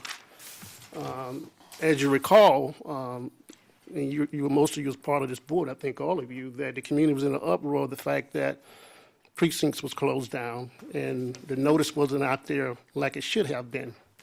My concern is the fact that I told Senator Bennett, I do support the machines. I think it should be on a regular agenda, so if there's any public input or anyone saying I wasn't aware of it, that we don't get the feedback from the ACLU, NACP, who haven't been in my office just recently. And I told Senator Bennett they're going to want to meet with him. I don't know what it's about on certain issues. And so that was my concern. I thought it should be on a regular agenda. And it should be vetted publicly if somebody wanted to come down. Very few people come to a land use meeting doing public comment, and we dealing with election issue. By the way, these machines deal with the election process that we all must go through. A lot of people question us as elected officials. They question the process. I made it clear to Senator Bennett I do support the machines. I just have concerns supporting it in this meeting. Yes. Madam Chairman, appreciate coming down. I'm glad I'm not here talking about water. This process actually started, Commissioner, in 2013. In 2013, the request was made to the County Commission to fund us $2 million. It was going to be a little over $2 million, which you all have already set aside. That money's already been set aside. The money's been approved for this equipment. But the equipment that we were shopping for at the time, I wasn't satisfied with, and we felt that we could do a lot better. And though the $2 million was set there, we kept shopping. I spent a lot of time in Tallahassee negotiating that we could get the express vote approved so that the voters would be able to handle one piece of equipment. We finally got that approved last year. So then we started in the negotiation process of the contract. And their original offer to us was the $2 million number. We have a contract that you all have already set aside the money for $1,050,000, something like that. We've been able to negotiate that down. On the laptop portions, we were able to negotiate that down from a little over $500,000 down to right a little less than $300,000. So we've been working hard on it. So the question is why all of a sudden did this jump up? We started negotiating this contract approximately 5 months ago as we were walking through the deal. We had hoped that everything would be done and we would have it on your last week's agenda. Unfortunately, your next meeting's not until September 25th, which puts us in a bind because we've already started training, and then we've got 3 elections coming up in November. In order to design the ballot for those 3 elections, I have to have this equipment. It's the only shot that I've got. I can do the election without the equipment, but we would never have an opportunity to test the equipment in the field and train the equipment in the field prior to the presidential preference primary coming up in March. So I'm really kind of in a time box on it. I had talked to the county administrator. Was there any way we could have got it on last week's agenda? But unfortunately, county legal was not quite ready to do that. There was, believe it or not, some numbering errors in the contract, very, very minor changes, and they would tell you it was very minor changes. Scott Farrington in my office, who's here today, has worked diligently with purchasing and with legal. I got to tell you, he's just done a fantastic job of negotiating this contract and negotiating the price. And I've always said I paid Scott well. He saved us over $1 million negotiating the price of equipment. So I think everybody owes him a thank you. So that's really where we're at, Commissioner. We ran out of time on it, and in order to make sure that the elections go well in the future, I really need this equipment as soon as I can get it. Commissioner Smith. My thing was the public input, and you don't see the regular guys here that normally come anyway. Trust me, they'll be to the next meeting, dealing with the fact that we put this on the agenda for the land use as a land use issue, and we wasn't aware of it. I support Senator Bennett for purchasing these machines. My concern is the perception of the feedback we're going to get from voters if this is passed in this meeting. I think we meet again before the 24th or 25th, do we? I'm looking at. I think we meet before then. I have no problem supporting this in a regular meeting where we won't be accused of doing something and putting it on the agenda so we wouldn't have any input. That's my concern. More concerned of the fact that those issues that Senator Bennett mentioned is well intended, and I believe what he's saying with that. But I don't want to be accused by organizations of it being buried on a land use agenda and not a regular agenda, Madam Chair. Thank you. Commissioner DeSabatino. Separate item, but from Mr. Bennett. I think the money has already been approved. Actually, the money's been approved like 2 years in a row. All we're asking you to do is just accept the contract that your legal department has reviewed, purchasing department has reviewed. This thing has been reviewed, a lot. And I'm trying to really be nice about it because I would have put it on my American Express card about 6 months ago if I could have. But I would really ask, and I understand, Commissioner, where you're talking about. But since the money had already been approved multiple times, and really all you're asking for is the acceptance of a contract, the idea of purchasing the equipment was set aside actually 2 years ago. And so we're not asking for new money. We're not asking for new authorization. You all have already done that. It's just basically the acceptance of the contract. Right. Commissioner DeSabatino, did you have a question? Yeah, and I appreciate you being a steward of our dollars and saving the taxpayer money on that and, whittling that down. And the side item I want is maybe at another date, we can either hear from you or have a letter of, the precincts that were consolidated, how that worked out, what you needed to change for your upcoming elections and so forth. So I know you've addressed it in the past, but maybe going forward, you're going to be doing some tweaking. We probably will, we just added another early voting site, so we will have 5 for the upcoming elections. But I think that what we did worked out extremely well. I think Manatee County had the 2nd highest voter turnout in the state of Florida last governor election. We had no lines anywhere. Okay.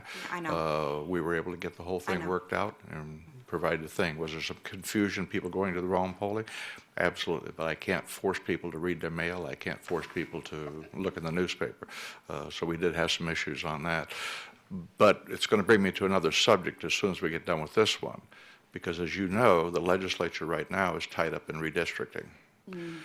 They have not got it finalized on the congressional. Then they're going to step into the senators' redistricting. We're going to run into a box. Right now with our budget, because of what Scott and the rest of the staff have been able to do, we were in the process of turning back to you probably in October around 500,000 from last year, okay, because of the negotiations on the equipment. However, we're going to run into a box with the legislature if we have to re-mail every voter registration card in Manatee County.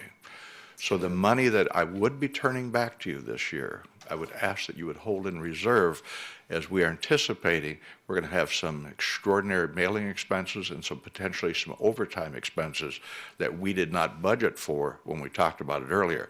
The money is there, okay, because we've been able to save it on the equipment, but instead of us turning it over, when we do turn it back, I would ask that the county commission would instruct the staff to hold that money in reserve to see what happens with the election. Are there any seats in Manatee County that could shift from this, or you never know? Could be all of October, them. yeah. It could be all of them. So what right now we're anticipating is we're going to have a direct cost of around $250,000 of mailing if we've got to send it out to everybody. So we've got, and we have no idea what's going to be time frame wise. Will we have to do it with overtime? Will we have to do it with first class mail? What are we going to do? There's just been a lot of changes, and every other supervisor in the state, this is just not a Mike Bennett problem. It's the supervisors of the state of Florida trying to figure out what are we going to do in order to get through the elections in 2016. And they're aware of the cost that it unfunded mandates kind of thing that comes down to the local level. Come on down. Okay. Any other questions on this? Madam Chair, I just note that for your land use meetings, your rules of procedure, Rule 4.1.1 states that land use meetings are primarily focused on items considered under the Comprehensive Plan or Land Development Code, but they don't preclude a non-land use item being on there as long as primarily in this meeting, all but 2 items were land use related. So I'm just putting that in the record. And also the other way around, we have land use on regular agenda items as well, so. Yeah, and it's been done before, but we certainly appreciate I'm not questioning that. I agree with you. It's nothing out of ordinary with it, but this is a sensitive issue when you talk about machines and voting countywide, or the fact that I believe our constituents, and there after the meeting, will question the fact that something like this probably should have been on the general, regular agenda, so we could have came down here and at least hollered at you, screamed at you, or say you're doing a great job. And I don't think you're going to have anyone come forward today that may question this, and that's my concern. Okay. All right, well, no one else is on the board, so I will open it up for public comment. Is there anyone who'd like to comment on this expenditure that's already been approved? It's just authorizing it to go forward, make the purchase, and we do not have another meeting until September 22nd. But I think the confusion is there's an evening meeting on the 15th, and that's the budget hearing. Yeah, we're And not workshop gonna- in the morning. And the so that's 22nd, confusion. The next regular commission meeting is September the 22nd. Yes, regular meeting. And Madam Chair, I haven't said anything. I just want to say real quick, we've approved this 2 years ago. We've approved it every budget meeting. We did have a public meeting that we were going out for doing this. Unfortunately, with all the other stuff that's coming on with the redistricting, I would sure hate to have this at the last minute come in and then deal with all the other stuff that's coming from Tallahassee that we don't know yet, and then have a major mess up. Yeah, we have no idea how many people we're going to have running for president as independents. I mean, it could be a huge long list, so we're going to have to figure out how we're going to deal with all of that, right? Anybody else? Commissioner Smith, did you have anything else? My last comment on that, and as I mentioned to you, I know it's been vetted, it's been hearings on the process of public input and dealing with some issues dealing with these machines.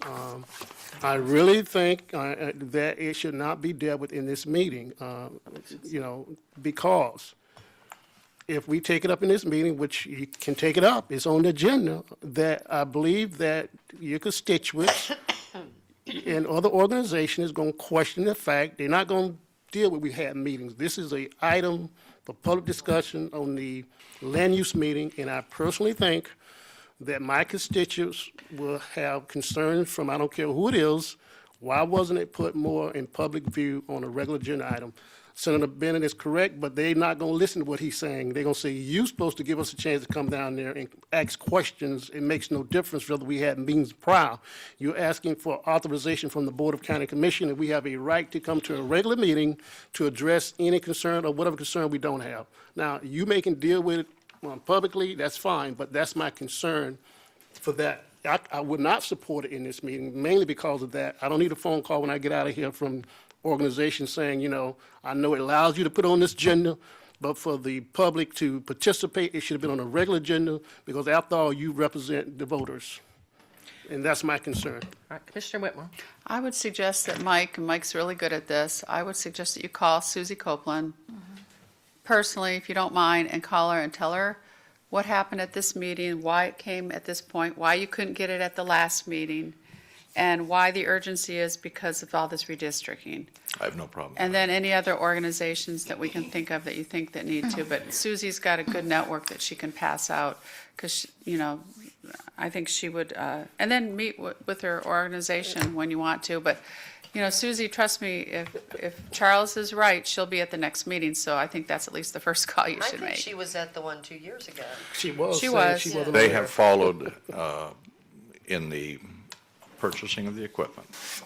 In over 2 years of periods, there's never been a single person who's objected to the equipment. In fact, as they've been looking forward to the equipment. So again, this is not an authorization to spend $2 million. This is an authorization to approve what your staff, your legal department, your purchasing department have already negotiated. It's simply the contract. My last comment on this, Madam Chair, it's not just the NACP. I think the Democratic Party and the Republican Party should have been aware and that this is on the agenda. And so if they had an issue or had a representative here, they'd at least been aware of it. Of course, the NACP and ACLU, which I met with the regional director in my office dealing with the election process, and I would have told her that this was coming, but I was not aware of it. I think it crosses party lines that the people we represent, that it should have been more in a format of where it's on a regular agenda, so they would have a chance to come down here and at least question it. I support everything that he's saying, but I don't support the process. Okay, well, everyone is clear on the board. I'm going to close public comment. I don't think I did that. I opened it up for public comment. No one wanted to come forward. So I'm going to go ahead and close public comment. What's the pleasure of the board? Motion to approve. Second. Okay, we have a motion and a second for authorization to award the RFP. All those in favor signify by saying aye. Aye. All those opposed, nay. Nay. Votes aye, motion passes 5-1. Thank you, Madam Chairman. And Being again, here and- I may not be back for the presentation, but when the money is kicked back, if y'all would make sure that we consider that, we may or may not need it, but I don't want to come back to you later on and ask for an approval of something else. We couldn't take that up now, Madam Just Chair? put it in writing No, and to Ed. no, we can't take up things on the Put it budget. in writing to Ed. No, we are in the process of that Okay. right now. In fact, Scott was drafting a letter when I interrupted him to have him come down and join me today. Thank you. Thank Okay. you. Thank you for being here and for letting us know. And as Commissioner DiSabatino says, another unfunded mandate, but I guess this is one we kind of knew was coming. We just hope they can figure it all out in time for people to actually Let's know hope so. where they're voting and for who. It's ridiculous. All right, well, that takes care of the regular business on our agenda. So I'm going to go, unless there's anything else. No, there's nothing on a commissioner agenda that I'm aware of. So we're going to go to commissioner comments. I'm going to go ahead and start with Robin. Yeah, and we were given the option to nominate someone for the task force, and mean the this financial? gentleman had sent an email, I guess, to Commissioner. Financial one? Yes, the financial task force to Commissioner Whitmore and myself, John Bartley. However, he met with me yesterday. However, he lives in Palm Air. So I don't want to step on the commissioner's toes. Are we supposed to select someone Pick anyone. just from our district, or I think you can pick I anyone. think you can pick anyone. Pick anyone you Okay, want. so I just, Haven't I don't know talked what's about- moving forward yet. right. We haven't No, decided. no, we haven't gotten any Right. specific direction on this, I but I already did know see who the I'm email. appointing. Sounded very Okay. interesting. We gotta see if Okay, it's supported first. so I don't know what the process is going to be, so can we just submit the names and then see what the Well, process let's wait, is? 'cause we haven't Okay. really been briefed. I mean, I don't know what the I don't process is know. gonna be, Okay. and whether or not this is, how this is gonna happen. And I think we have to have an ordinance What do they before we pass? do that, or It's a not a resolution to policy, create a task force. I'm pretty Okay. sure we're gonna have to have something that There'll be creates this sunshine and and- But I lays just, it all out. I just so. want to run this by Commissioner Ball because I don't want to, if she wanted to select him or she Know has, this person, Okay. so I cannot go there. Okay. I don't know. okay. But do we want to limit it to our districts? We And need then- to wait. Okay. I think we need to wait Okay. until we know what the proposal is, and then, like I said, we're gonna probably have to have a resolution. Like any other board, we usually have resolutions that create the Okay. advisory board and says who, where, how, kind of thing. Okay. I know that as a district commissioner, I know I do that, we all probably all do this. We have a list of key leaders and contacts that, that we are go-to people for different topics, different areas. And I know when something comes up on the agenda, just say, I'm just going to pick out the 44th Avenue, I'll call Norm Feig and a couple people Where there. is he? Oh, I haven't heard his name in a while. So, and Walter Hunt and Playa. So I know when something comes up on the agenda, I'll call them. If it's quasi judicial, I can't, but I'll just say, you know, you need to check the agenda and that sort of thing. Give them a heads up so they know what to look for. So that's how a district commissioner can help in some issues in their district, and if something's coming up in Tallahassee, I'll call, you know, Wanda and Laura. So we know who we need to contact, and also staff has lists of a lot of the neighborhoods, the neighborhood services, their newsletter. And so if there's anyone that you want to add on to the newsletter, send those names and emails to Sherry Courier and her team, so then they can get the information. And then I know Commissioner Ball has her focus groups and that sort of thing that they meet. So you have different leaders from different groups that get together. I would just be real careful on that. I mean, I understand why you're doing it. I would almost ask somebody from staff to contact that person, only, or at If it's least disclose. quasi judicial, I don't. Oh, Yeah. No, I no. thought you just said, and tell them to look at the agenda, because Oh. I would just disclose that you did that, and that's fine Right. even if you do it, but I think just, you know how everybody Yeah, is, I know. So, but if it's, you know, something that they need to look at, they need to have a heads up. I haven't reported on real estate issues for a while, and I just went on. Last night you hadn't. I know, so, you know, the Sarasota Manatee Association of Realtors merged a while back, Yeah. and they have a really killer website. But the latest data I just found is July year-to-date, and new listings are up, but the median sales price is also up to almost 220 from 201 a year ago, so that's almost 10%. And sales are up 35% year-to-date. And this is both of their Sarasota and Manatee. Days on market, 45 versus 88 last year. So days on market are down 50%. And the month supply is down 3.3 months versus 4.4 months. So that is months, that's down considerably. Then I broke it down into Manatee County. Closed sales are up 14%. Pending sales are just slightly over 1.5%. The median price is actually higher than the joint price. The median is $250 versus $230, and that's up 9%. Days on market, 49 versus 83, so that's down 41%. Inventory is down this year, 1,800 homes versus 2,000 last year, so that's down almost 9%. And month supply is 3.6 versus 4.4. So that is down 13%. They also had some really interesting data on their distressed market data. So they were comparing traditional sales versus foreclosed and short sales. So that was really interesting. And the number of closed sales on foreclosures actually down. The number of foreclosed sales are down 35%, but the prices are up almost 3%.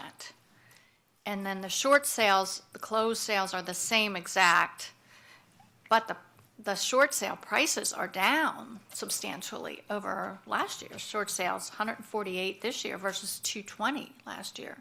So short sale prices are a good deal at the moment. So hopefully people are going to be tapping into that and renovating them and bringing them up to current standards and helping our neighborhoods. So those are the only items. Thank you. Okay, great. John? Comments? Okay. Commissioner Ball? The only thing that I'd want to report, and some of you were there yesterday, was the groundbreaking yesterday for the DDI out at University in 75. It was well attended. The governor was there. And I can tell you, as of this morning, I come down University and get up on 75 every morning coming here. So I can tell you that this morning you can really tell on 75 that it is moving forward. So things are getting done, and I look forward to working with FDOT as it moves along to make sure that it's done as easily on the traffic as it possibly can be. And I think they've got some great ideas. So I'm looking forward to what happens next. Thank you. Yeah, it was a very, very nice event. Good to see all the DOT people there, and I did look at the contractors and say, you're going to finish on time, right? Ahead of time. I said, you promise, right? And they said yes. And of course, they have a very nice bonus if they do get it done ahead of time. You know, I want to see the temporary bridge Yeah, they're well. going to put up to keep traffic flowing. The thought of it just scares me. I know, it's amazing. I know. It's amazing. All right, Commissioner Whitmore, what's been on the line? And I just wanted to thank Commissioner Baugh. We went to Tallahassee to talk about our legislative agenda, and thank goodness we got Representative Stubbe at the right time, who lives in that area and drives that area, and then at that time, 2017 was coming, and then the rowing event, and then so Betsy and Vanessa and myself, and I can't remember who else went. We went up to Tallahassee. We met with the Secretary of Transportation, and I have to say, we took no prisoners, truthfully. And That included a few commissioners, yeah, as I recall. and then I think that Vanessa took another trip, and the news interviewed her yesterday with the Sarasota County, and the plane ride was so bad that somebody from the other government hit his head on the ceiling, cracked the plane, and they drove home that day. They decided not to fly. Plane. I thought we were going to crash. But because it was so bad. But thank goodness that we just happened to be there at the right place in the right time, and everything, the stars aligned. And Betsy with her planning, experience, and Vanessa with her totally representing her district. Manatee County and Sarasota County, you guys, and you all know this, some of us have been in government a long time. We did a lot that is unheard of, and even the governor said that yesterday. I mean, we actually got something that was unfunded, and $80 million to do this, and it all just fell into place. The mall, the rowing. Whether you like it or not, people have property rights. Sarasota approved the mall, and it's here, so Manatee County's having to deal with it. So anyway, I just want to thank everybody for, I sat back and just watched, and it was very interesting. So congratulations, and thank you to the governor. No matter what your political party is, he signed it, and we got that money. And Secretary Prashad, and you recognized him yesterday, and he said it's going to happen. So I'm sure you'll stay right on top of it and keep us informed. Literally, Vanessa, you're going to stay on top of it, right? Yeah. Drive through it. I go through it every day. I want to thank Commissioner Whitmore, but you know, it was something that was already on the books for 2035, and at the time, I was not familiar with procedures, you know, with the MPO, and thank goodness Commissioner Benak was. So there was a lot of work that took place, and you know what, it was great. I got the support of my county commissioners, and it helped us build the momentum that we needed to accomplish it. And I feel like I'm very blessed to have done this. And it just goes to show, and you know, sometimes people get discouraged with government, and they think they can come up with better solutions and better ways to do it. And the bottom line is it takes everyone working together to come up with a plan, and the governor talked about that yesterday. You know, it took Sarasota County, Manatee County, FDOT, our legislators in Tallahassee, our governor, the cabinet. It took everyone to get this accomplished, and I feel very blessed to have been involved in it and work on it. And I can tell you that the people in District 5, there are still some that feel like it's a mess, it's not going to work, and you know. But the bottom line is, I'm not a traffic engineer. And I have spoken to many others that are, and the DDI came from that. So that being said, I'm looking forward to hopefully not disrupting the traffic any more than we have to, and FDOT has promised me that they're going to do as much as they can so that traffic will not be interrupted. Sometimes, you know, change is hard to accept. Sometimes we don't want, as human beings, to see change. But the bottom line is, everybody wants to live here.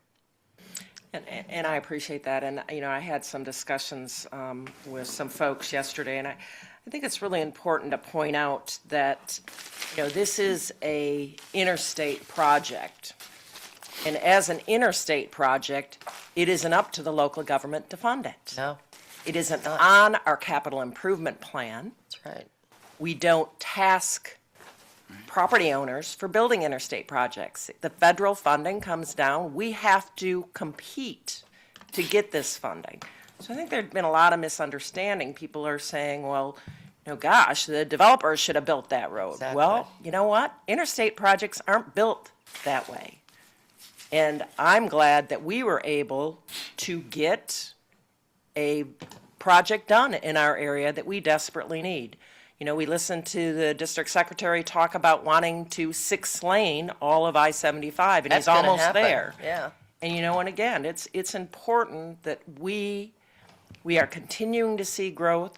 We continue to have huge amounts of people that want to drive down I-75 to get here when it starts getting cold, like it's starting to get cold already far north. So we've got to have an interstate system that accommodates interstate traffic. That's a And big so- issue. So we need to make sure that it continues to work.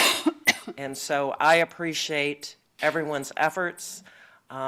Vanessa, you saw this in your sights and you went for it, and you worked extremely hard and worked with Representative Stube to make sure that we could make this happen. And thank goodness that it is happening. You know, we had a presentation at TBARTA because for the region, people are not familiar with the divergent diamonds, so I was glad that we had the presentation. Yeah. But there's other areas in the state where they're now looking at it, considering it. So I know a lot of people are afraid of having something new, but if you watch the video, you can figure out how it works, and you know, as long as people don't run red lights, you know. And you know, it is the largest one, it's going to be the largest one in the country. Not only the first one in the state of Florida, but the largest one in the country. So it's huge for us. All right. Huge. We'll be the first. Yes. Carol, do you have other stuff? No, that was it. Okay. Land use. Great. Thanks. Thank you. Charles? Thank you, Madam Chair. You know, to my constituents, because I know quite a few of you are watching this land use meeting. and for all of you who have come to me dealing with land use issues in your community with flooding and things that have taken place over the years, most of you have asked me about organizing and protesting. That's what we got to do, Commissioner Smith, to be heard. Well, I talked Rabonia out of doing it. They asked me to organize with Tropicana. We need to protest and picket for the flooding of 50 years. You know, I'm starting to think my 12-month survey of this county, that ain't a bad idea. In fact, that's how I got in office, protesting and picketing, nationally and internationally. The thing that behooves me more than anything, the loss of hope, the undesire to make a change and a difference, the educational process of people who basically gave up on improvements of their communities, the emails that I receive about roads and streets that needs to be paved, neglect, it's terrible. These are the things that I put on my shoulders, and it really frustrates me. Commissioner Smith, can you make a difference in this seat? People are crying out for help. We don't have the funds to help them. Government is broken. Land use issues will continue to come before us. But it seems to me, when these land use issues come up, a lot of people in the community, residents, subdivisions, their concerns go on deaf ears.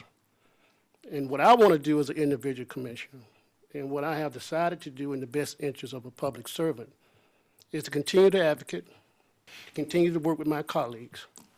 But the day is coming, and I know it's coming, where I'm organized outside that door, about 600-700 people here, and maybe the Tropicana. We're all doing good up here. I'm concerned about the underserved, poverty, the underprivileged, the people that just can't do what we're doing. In some kind of way, we need to reform government to make us better commissioners, to adhere to our constituents, countywide, not just District 2, and hear their cries of what they're asking for us to do. So that is my mission, to stand up for what's right and to right or wrong that have taken place. And so I hear everybody's telling different things to me, and I listen to everything that has been said to me, whether I agree with it or not. But the time is coming for us to organize. Thank you. Mr. Chapman, did you want to make a comment on I might have skipped you on the diversion diamond. Did you want? No, I just thought it was worth noting that here in September, the FDOT started construction on US 301 up the Moccasin Wall. I think that's Right. important to note.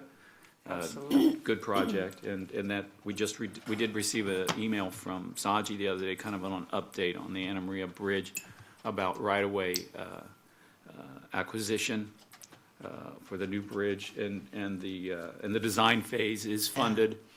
And nothing else apparently, but the design phase is. And of course, the Anna Maria Bridge will have, 12-foot lanes, 10-foot shoulders, 10-foot sidewalks. It should make it a lot nicer and easier for people to hopefully choose to go to the island, not in their cars or trucks, but maybe on their bikes. Gotta find funding Or now. walking or jogging, so that's gonna be nice, but we. We don't know the height of that bridge yet. Right, well, the.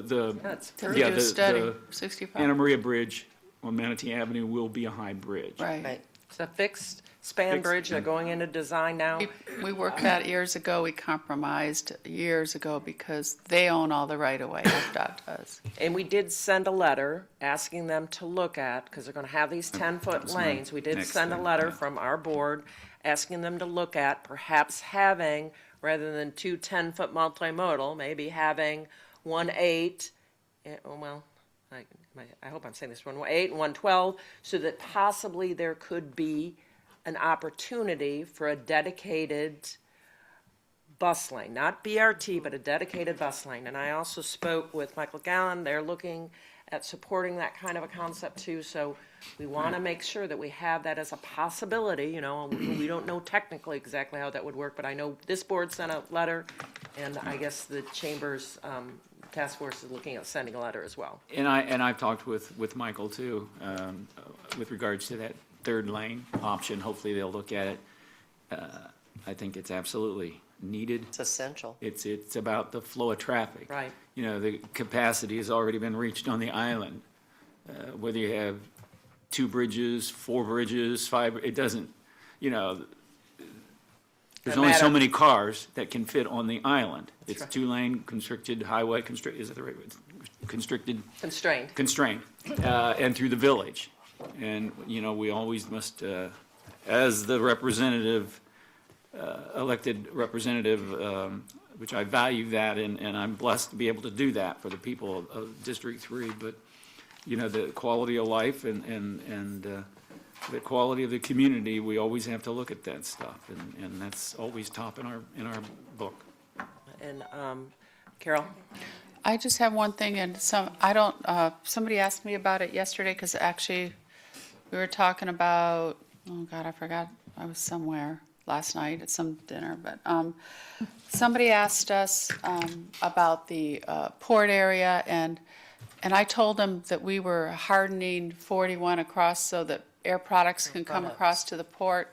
And if somebody could let us know the time frame, because they were talking about Moccasin Wall. and this- FDOT is doing that project. Yeah, I know, but I'd like to know kind of when, because I can't remember when, because within the next year, they'll be ready probably to ship one of their heat exchangers over to the port burst. I And recall they're working with Air Yeah, Products, and aren't they? yes, They absolutely. are, And I but I just talked wanna to know when. Carlos and about that, and Dave, and they are coordinating, they have coordinated with I Air know. Products, they know the schedule, so you probably can get that answer directly from them. I have talked to them, I'm not sure if I know exactly, maybe, even if it's a 6 months time frame. But also, this person mentioned Buckeye. You know, we're talking about the interchange, to go to, have an interchange for the port, for another access.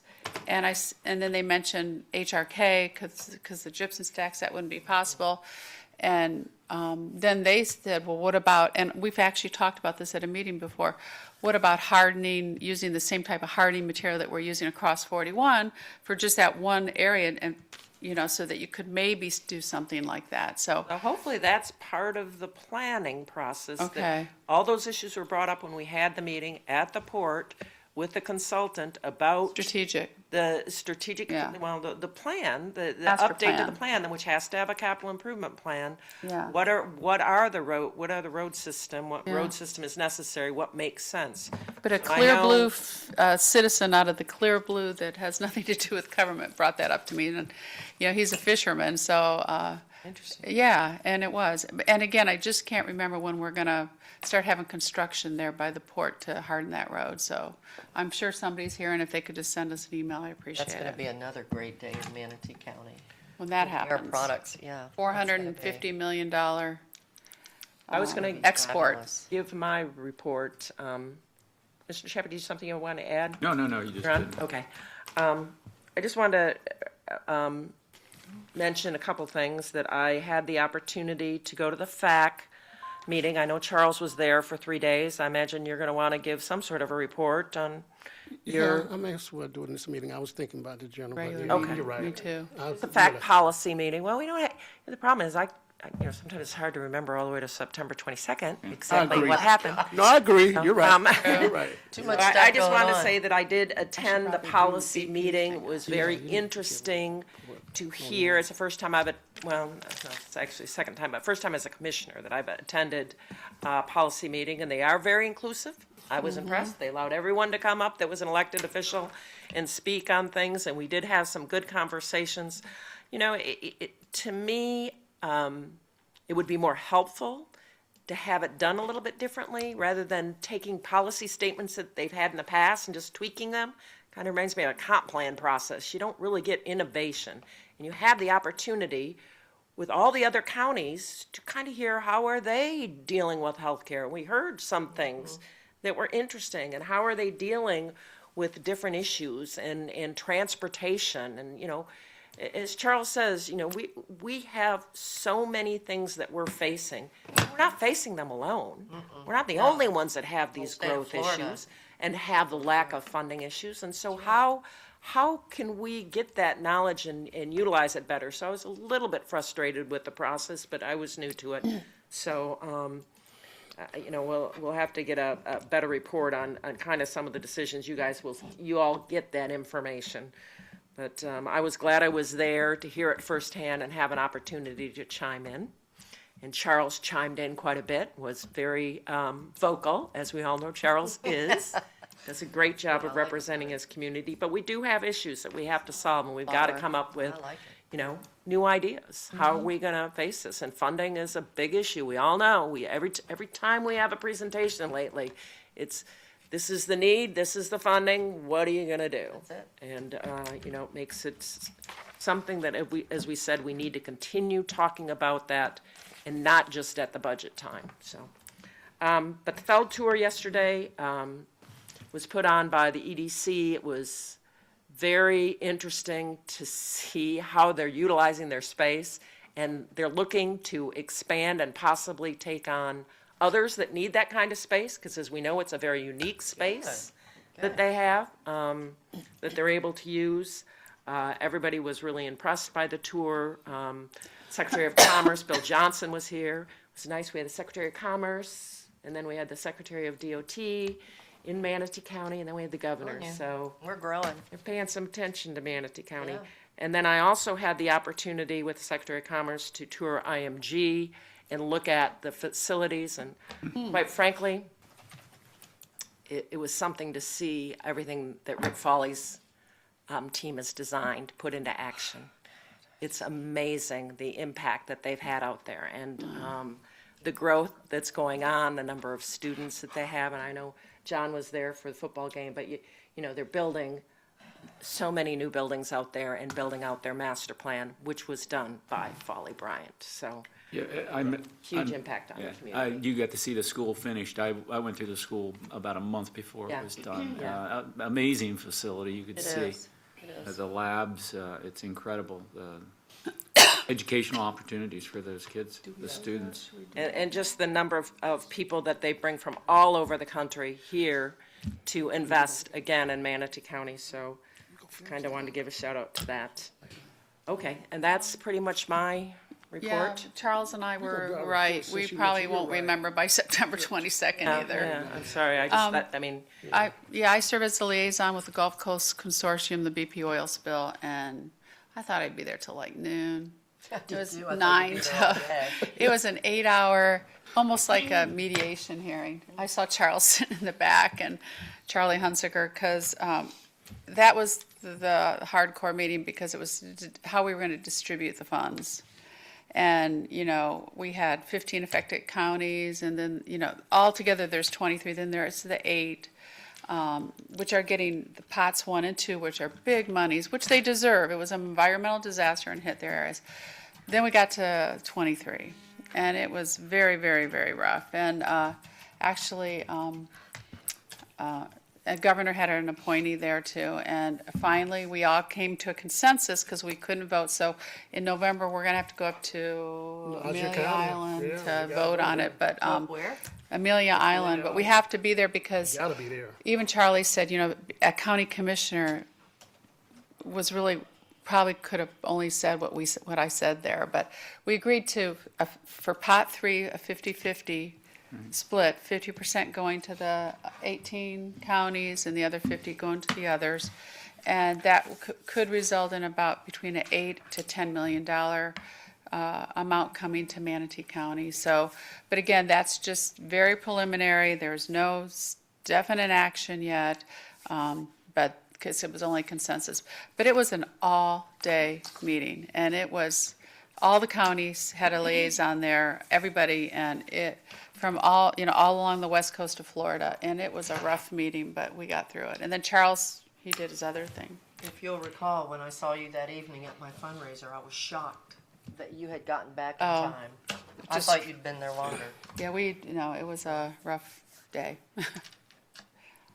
Now, Commissioner Whitmore did a better job than she's alluding to.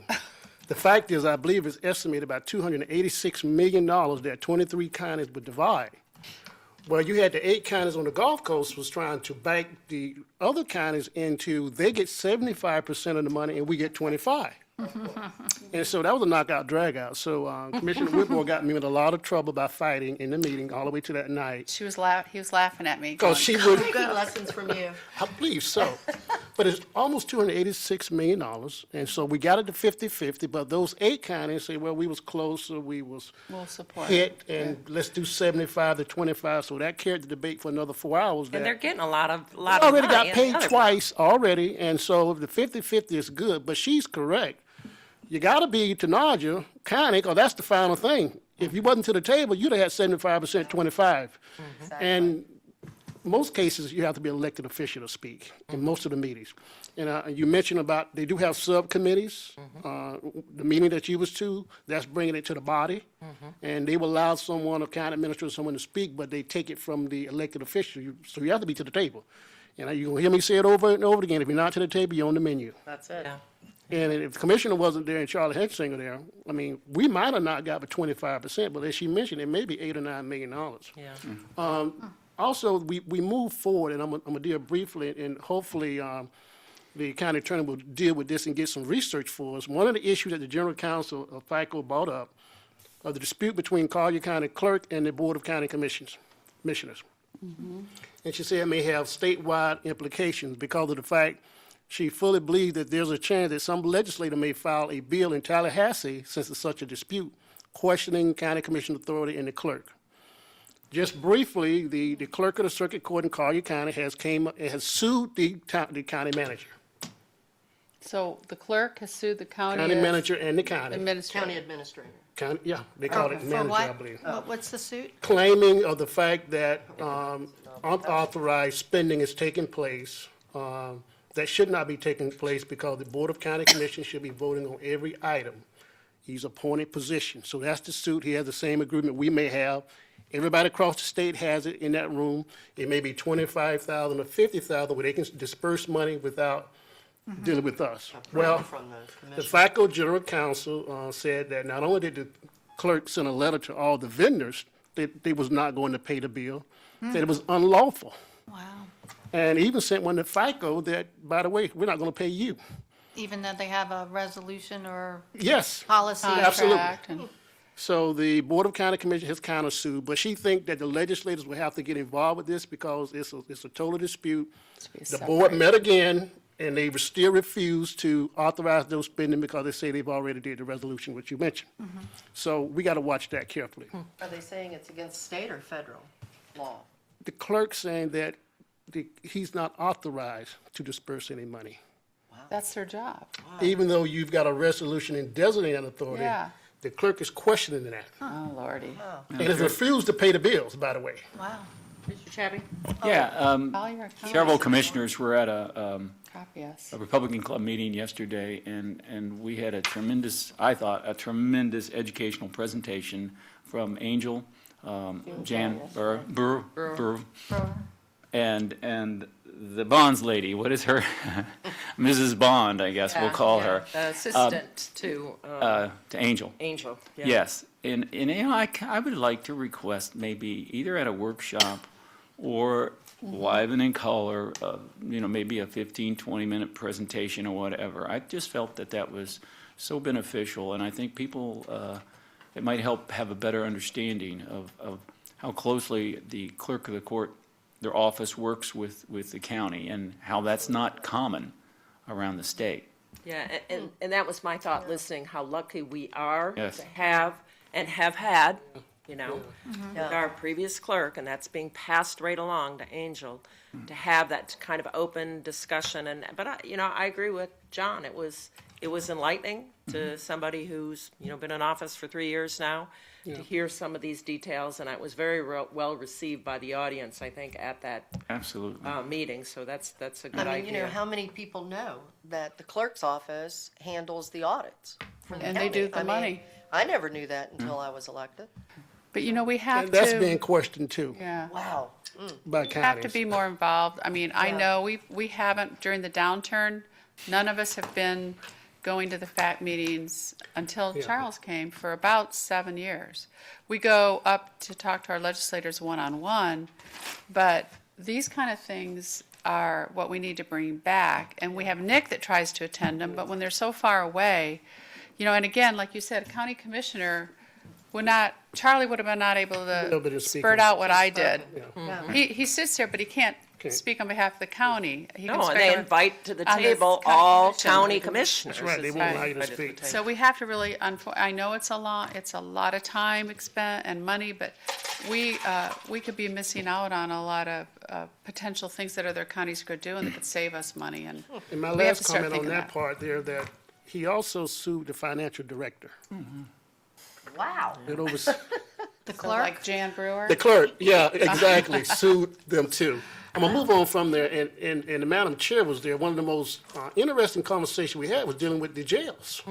Yes. Well, what happened? Yeah. There's a possibility that someone's trying to push it, that the county, in jail, it's 1129. Everybody know 1129, you can't stay in county jail longer than 1129. Oh, I didn't know that. Yeah, but they're proposing that we keep it for 24 months in county jail. The state, that we take over the 24 Oh, months. instead of going to the prison. Yeah, there was actually a policy that they were trying to get us to approve that would say, okay, we'll take them, but you have to provide funding. And the smart people in the room were all like, whoa, whoa, whoa, this is a step in the wrong direction. As soon as you get mandated to start taking people from the prison to the jail, For it. you can, we all know these unfunded go there. mandates that come down, and all of a sudden it becomes, okay, well, that's the standard practice. And oh, by the way, we didn't budget for that this year, and You have to pay so for there it. was pushback. But yeah, it was very good discussion. So they're gonna continue to discuss that in Nazio County, and most of it is stuff that basically, it was interesting. These meetings, you have to be elected official, the board, and as the chairwoman mentioned, they get you to the table, they vet it, they got committees to get it there, but it's another arm of lobbying also.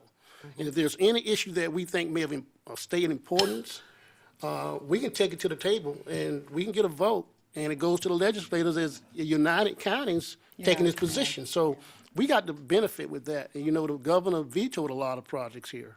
We But met tourism with- is a statewide issue. We met with FAC last year in Tallahassee on DJJ. Yep. But we Which- weren't, And there's it- a lot of other stuff. And it's, going on. it's helpful for us to have, I felt a teeny bit uncomfortable. Some of the stuff that we've already voted on, I knew I could talk about, but unless we've talked about it, I can't represent the board, So you have to be careful on that too. So it is a process that we need to figure out how to be more engaged in and when. Yeah, and the reason I'm saying that, because one thing we got to be careful with, that we can take a position, and if those 67 counties or 66 take another position, and he go to senator and legislator, that's what they're going with. Right. That's why it's important for us to be there.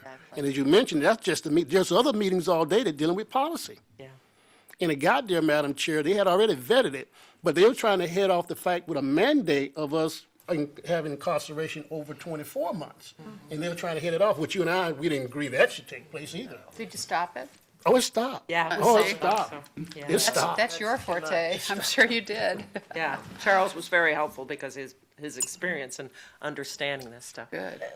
That's my report, Madam Chair. All right, well, good, because I got to run to. Just Tiger real Bay. quick, birthdays are upstairs too. Yeah, 12 Oh, o'clock. happy forgot about birthday, that. Mr. Administrator, Yeah. yesterday. I missed it. Did anybody know yesterday was Ed's I birthday? actually told him saw to Ed his yesterday face. afternoon and thanked him. Happy for birthday, his Ed. birthday. Sorry, we missed it. Rick Foley will be About to missed. say, we Most people don't realize, I don't think, that Rick was a major part of the revitalization in Bradenton Beach.